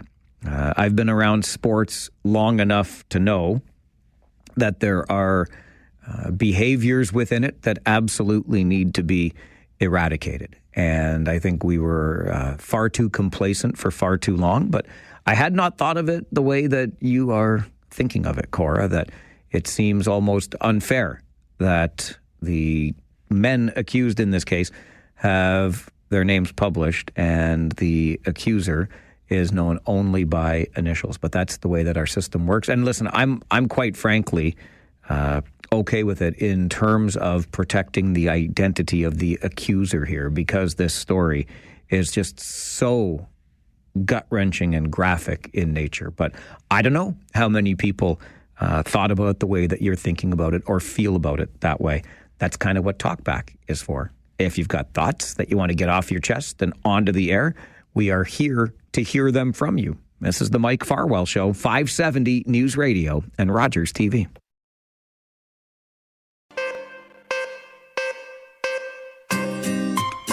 Talkback is your chance to do that very thing. Talk back to us. Phone lines open at 519-570-2545, star 570, and 1-800-570-5715. Dave sends an email to mike@570news.com. Just a comment about the music played during this morning's Ask the Chief segment. Someone chose to play something by the Police. Great choice of band for obvious reasons, but Roxanne struck me a little odd, as the song was a story about a woman making her living as a sex worker. Great show, though. Keep up the good work, Dave. Thanks for the email. Thanks for the keen ear. In fact, all of the songs you heard, little music clips during Ask the Chief, were by the Police. That's what we do every month when the Police are on. And I get it. And we had that conversation when we first chose the music, but it's a great song by the Police. And guess what? There are still people making their livings as sex workers. So you've got that as well. Nonetheless, appreciate your keen ear. Speaking of which, now, let me bring the guy on the other side of the glass into this, Devin Robertson. I don't know how keen look, I shouldn't even put it that way, because that makes it sound as though you're not paying attention. I'm sure you are, but I'm just going to share how anal I am. And now once I get stuck on something, I cannot let it go. So I literally just walked down the hall. I'm going to pull back the curtain for you right here at the radio station, down the hall during that commercial break, because we played the Blue Jays promo. And we love our Blue Jays. The parent company of this radio station, Rogers, owns the Toronto Blue Jays, as you know. Devin, I don't know how closely you were paying attention during that commercial break, or how specifically closely you were paying attention to that Blue Jays promo, but did you notice anything odd about it? No, you've called me out justifiably on air. You're not a bad person. You're not a bad person. You've got a lot of things to do. I get it. And for me, when there's a commercial, sometimes it's 30 seconds because I've heard the commercial. I know what commercial is playing for you. That's how we do things around here. So I might get into something else for a moment. The Blue Jays promo that we just had on, and I've heard this before, and now I can't unhear it. So now the next time you hear it, you can be right here with me on this. The play-by-play clips do not match what the big voice guy is saying. So it's like the Blue Jays can beat you in all of these different ways. They can make a game-saving catch, and then you hear Ben Schulman going, and Vladdy goes deep, which is not a game-saving catch. As far as I know, that's how you describe a home run, right? Yeah. And then they talk about a big hit, and then it's like somebody making a diving stop of a ground ball. I'm like, no, the big hit should be, and Vladdy goes deep, and then I don't know, like a big catch should be diving for a ground. It doesn't match, Dev. This is my problem here. That's a fair complaint. You know what? I don't care for baseball at all. It's not my cup of tea. I wouldn't have even been able to tell if you had sat me down and told me to listen to that intently. I'd never have done that. Okay, here's what I'm going to do. Here's your homework now, because you have the power in your little studio in there. I want you to go back and listen to that promo that just aired during the last commercial break.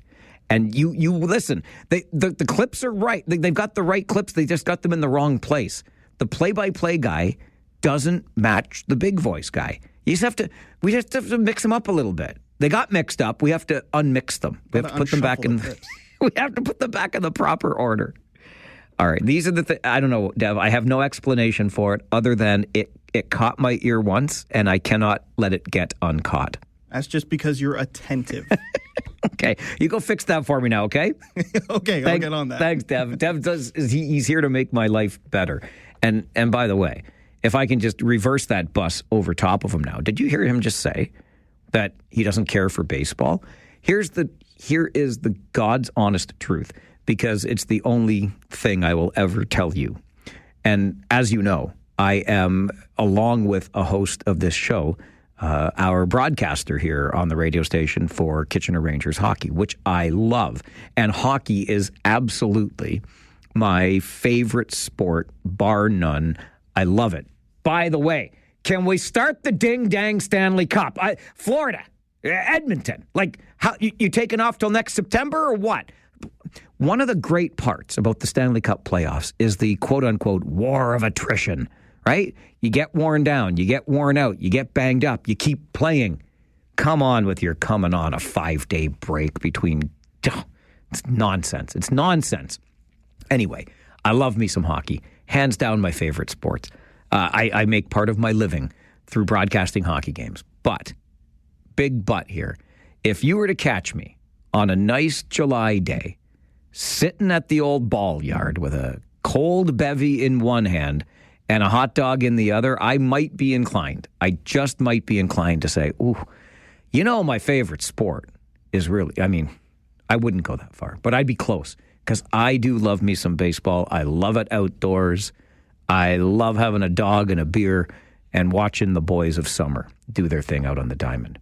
Speaking of which, outdoors, on this day in 1989, if you missed the Farwell 5 today, actually it was just at the beginning of the show before the Farwell 5, but it was on this day in 1989 that we had a big celebration for the grand opening of the Rogers Center when it was known as the Sky Dome. And of course, the big feature was that retractable roof, which the organizers of the event and the creators of the building decided needed to be shown off during the big gala opening. So, like, they've got dancers. They've got the Toronto Symphony. They've got Oscar freaking Peterson playing at then Sky Dome. And it was pouring rain outside. But they insisted we have to show off the retractable roof. So they retracted it. And every 50,000 people and every performer got drenched because the building that had the roof, which was retractable, they decided they needed to open. Like, you should have closed it before the performances started. You had dancers slipping all over the place, parachutists parachuting in, not being able to get a foothold when they landed. It was mayhem. And yet they defend their decision. We had to show off the retractable roof. This is the Mike Farwell Show, your 12 o'clock Talkback Hour on 570 News Radio and Rogers TV. Have something to say? Call now. 519-570-2545. 1-800-570-5715. And star 570. The Mike Farwell Show, 12 o'clock Talkback Hour, continues in a moment on 570 News Radio.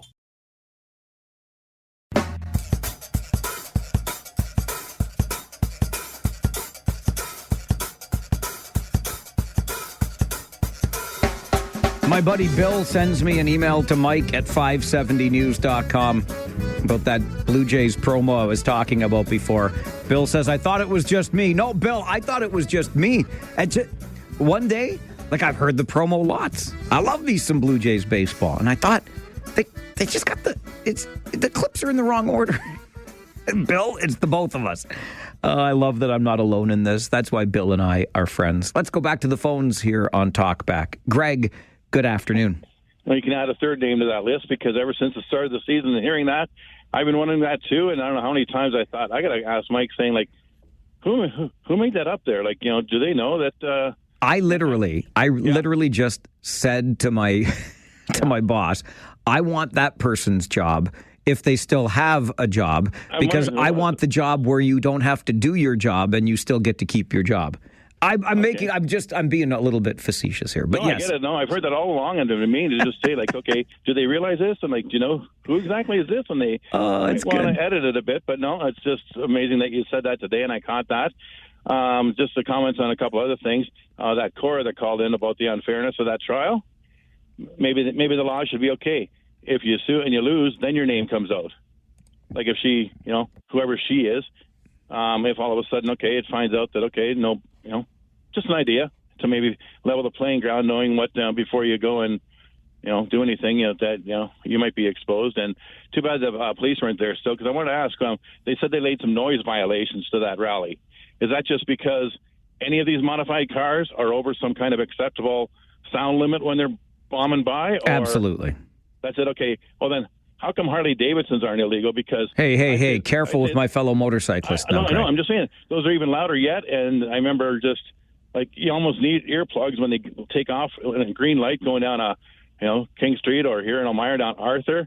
And I remember when they would start them up outside a restaurant, I would take my mom too. It scared the heck out of her. And I don't know, they don't seem to care. I guess they think it's cool. But I'm just thinking for how loud those are, why is there not a problem there? I'm sure there is, Greg, but it's one of those things. Wow, but how do you catch them all? How do you do it?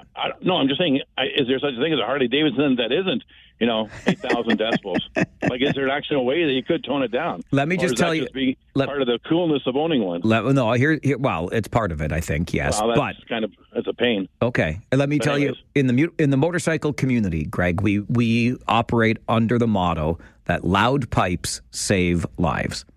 Because it gets attention out there, doesn't it?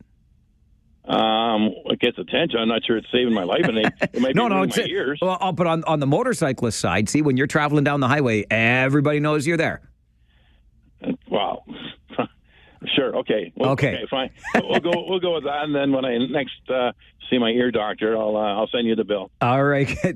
Fair enough. And you know what? Greg just reminded me of something. Forget the modified cars. Forget the Harleys and their loud pipes. I'll tell you the noise that really needs to be stopped, and stopped now.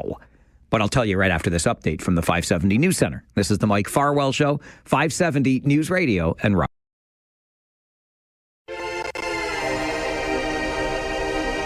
So Greg got me thinking a moment ago when he talked about the excessively loud pipes on Harley Davidson motorcycles, for example.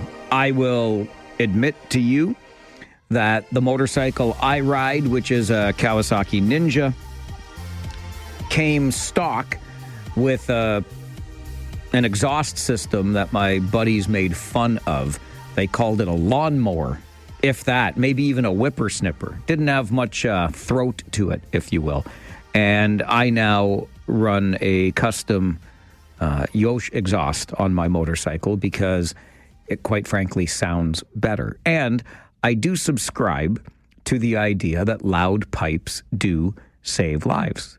My good buddy and best riding partner, Daryl, taught me this when we started riding together, because he had a great exhaust system on his bike. It was louder than your average bear, not something that's going to rumble down the streets and awake you from your sleep. But when you're out riding, particularly on the highway, and somebody does something stupid in a vehicle nearby, a little rev of that throttle can alert them to your presence out there and make your life a little bit easier / safer. So I'm kind of behind the idea. I am.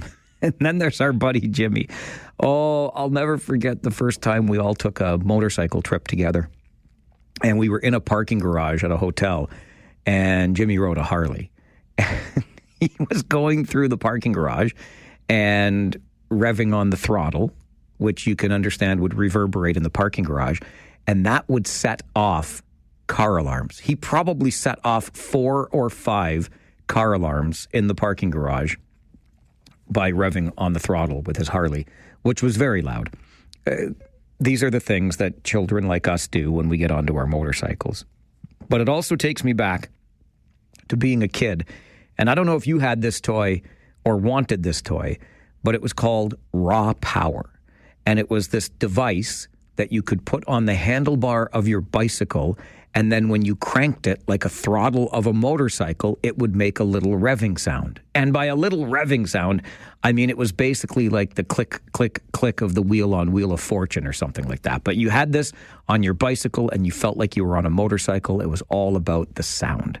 So all of this is by way of admission that I like the sound of a nice engine, a good roar.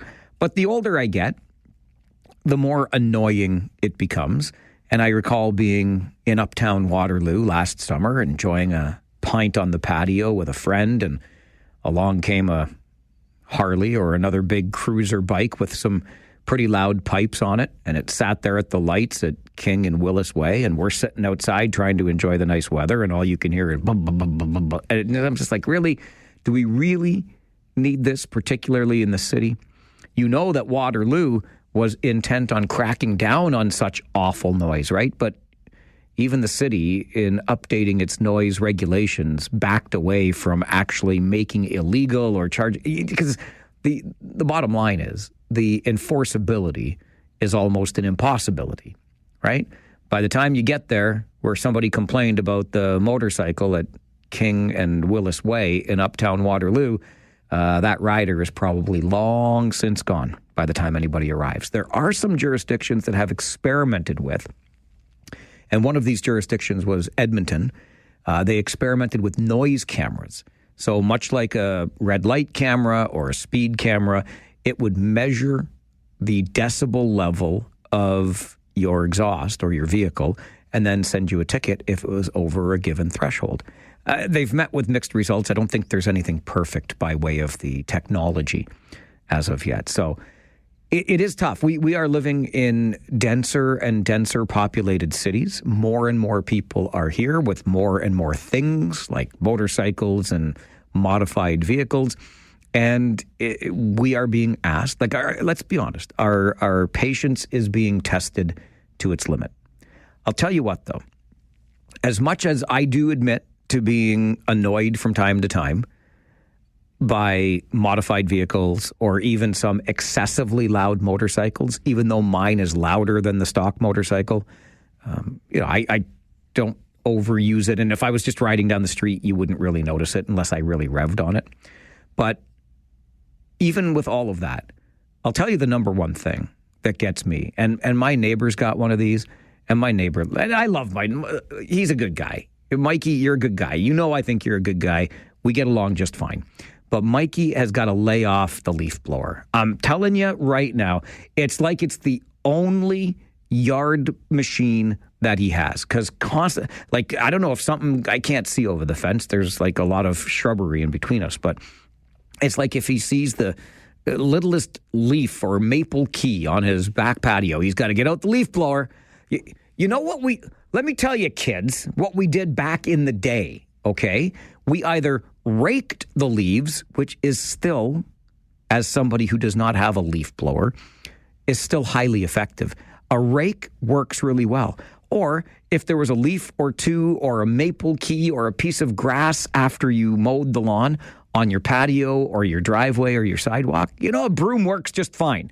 Like, leaf blowers have got to be the worst / most annoying invention ever. I would love to get my hands on the person that invented the leaf blower. There is a special place in hell for you, good sir. Oh, that is the worst, most annoying, obnoxious sound any neighborhood has ever been cursed with. I curse you, O maker of the leaf blower. They got no place in a civil society. This is your Talkback Hour on the Mike Farwell Show, 570 News Radio and Rogers TV. It's your call. Tell Mike now. Hello? 519-570-2545. 1-800-570-5715 and star 570. The Mike Farwell Show, 12 o'clock Talkback Hour, returns in a moment. On 570.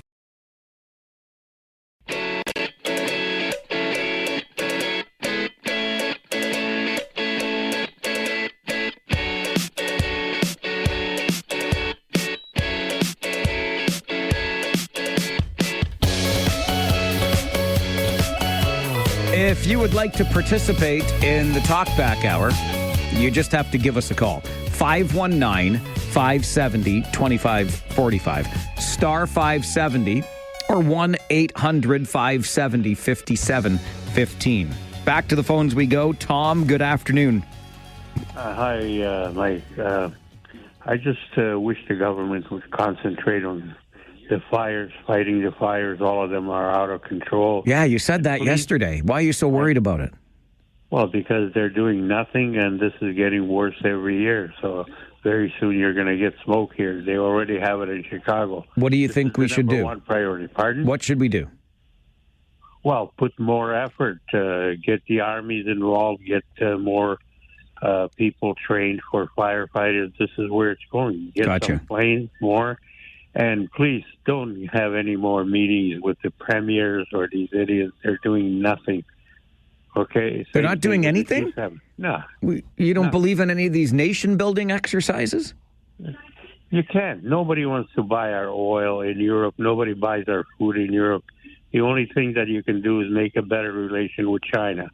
But all these other ones, like the Russians aren't coming. The Americans are coming. And this idiot Ford talking to the ambassador. I mean, you might as well talk to the janitor of the United States. Okay, Tom. Your concerns and criticisms are duly noted. I do remember reading something, it's a few weeks ago now. Forgive me, it's going to be fuzzy-ish, but the point is, insofar as wildfires go, we had fire suppression efforts, or we would manage our forests better. This was some forestry worker from way back when. And anyway, and he lamented, even when he was let go from, was it the Ministry of Natural Resources? I'm sorry, I don't remember which ministry, but he was with our federal government and charged with managing our forests. And we used to do a lot more. I don't think you're ever going to prevent entirely wildfires, obviously. Fire's going to do what fire's going to do. But we did do a lot of proactive work in order to try to prevent them, maybe some of them anyway. And he was really lamenting how far our standards have slipped. I thought it was interesting. I think it was the Globe and Mail where I read it. But nonetheless, it was many weeks back. And when Tom talks about doing more, he wants more frontline firefighters out there. So get the military involved, train more firefighters, et cetera. I think, at least based on that story that I read, we could have done a lot more. We could be doing a lot more in terms of forest management. And maybe we've let some of the experience slip away over the years. I'm glad Tom did bring up, though, the First Minister's meeting, because if you did not hear anything about it, I mean, Ontario Premier Doug Ford was practically giddy when the First Minister's meeting ended yesterday. We are united. We're going to move this country forward, the likes of which this country's never seen before. And how we're going to do this is making sure that we don't have federal duplication. As the Prime Minister said, let's get it done quick, fast, immediate, and that's exactly what we're going to do. Let's not forget that President Trump has declared an economic war on every single business, every single person in this country. And we need to do everything we can to fight against him. Again, what the Prime Minister said, and I agree, an illegal trade war. And I think the President's going to have a rude awakening. We're going to unleash our strengths, and that's be it mining, the pipelines across the country, infrastructure, roads, bridges, highways, and specifically the road to the Ring of Fire. I'm very, very confident. I want to tell the people of Canada, and in my case, the people of Ontario, there's hope. We're going to look at how we're going to move forward and implement as quickly as possible prosperity in our province and across the country. Is Ontario Premier Doug Ford on Prime Minister Mark Carney's payroll? Because he's pretty clear about reminding us that there's this illegal trade war going on, and the boogeyman is Donald Trump, which is exactly the messaging that Mark Carney and the Liberals used during the election campaign, and they won a fourth term in office, and now it's all about that. And that one clip didn't even get into the Santa reference that Doug Ford made, calling the Prime Minister Santa Claus with his big sled. Now he's going to take it back to the North Pole, do all the work that the First Minister's asked be done. And Doug Ford even joked that the only thing missing from the image of Mark Carney and Santa Claus is Doug Ford's own big belly, that he would happily lend the Prime Minister to play the role of Santa Claus. Premier Ford also touched on something else that I know hits pretty close to home for many of us. The other area that we spoke about was bail reform. It's absolutely critical we keep our communities safe. It's each and every one of our jobs to protect communities, and that's exactly what we're going to do. We're going to make sure the real bad guys, these violent criminals, go to jail. And people may have a drug addiction, we're going to support them.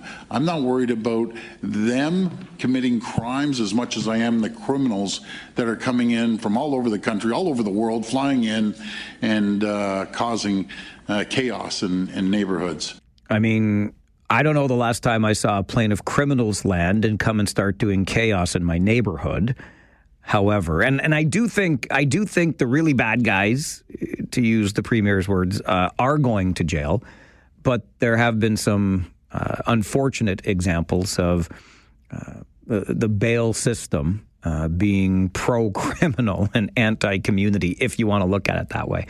I'm not sure it's quite as bad as the Premier makes it sound, but something else that he talked about after that First Minister's meeting yesterday.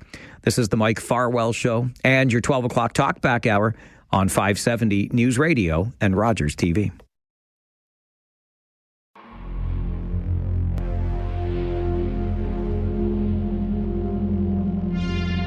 Just thinking back on those comments from an almost giddy Ontario Premier Doug Ford following the First Minister's meeting, saying Mark Carney, the Prime Minister, is like Santa Claus. And now we have filled his sleigh with all sorts of ideas that he's going to take back and make some magic with. I suppose the elves at the North Pole will get busy building these things. But this is the crux of it all. You know, we used to be really good at building stuff. And Tony Keller had a great piece in today's Globe and Mail reminding us of that very thing. Consider that the last spike of Canada's national railway was driven in November of 1885.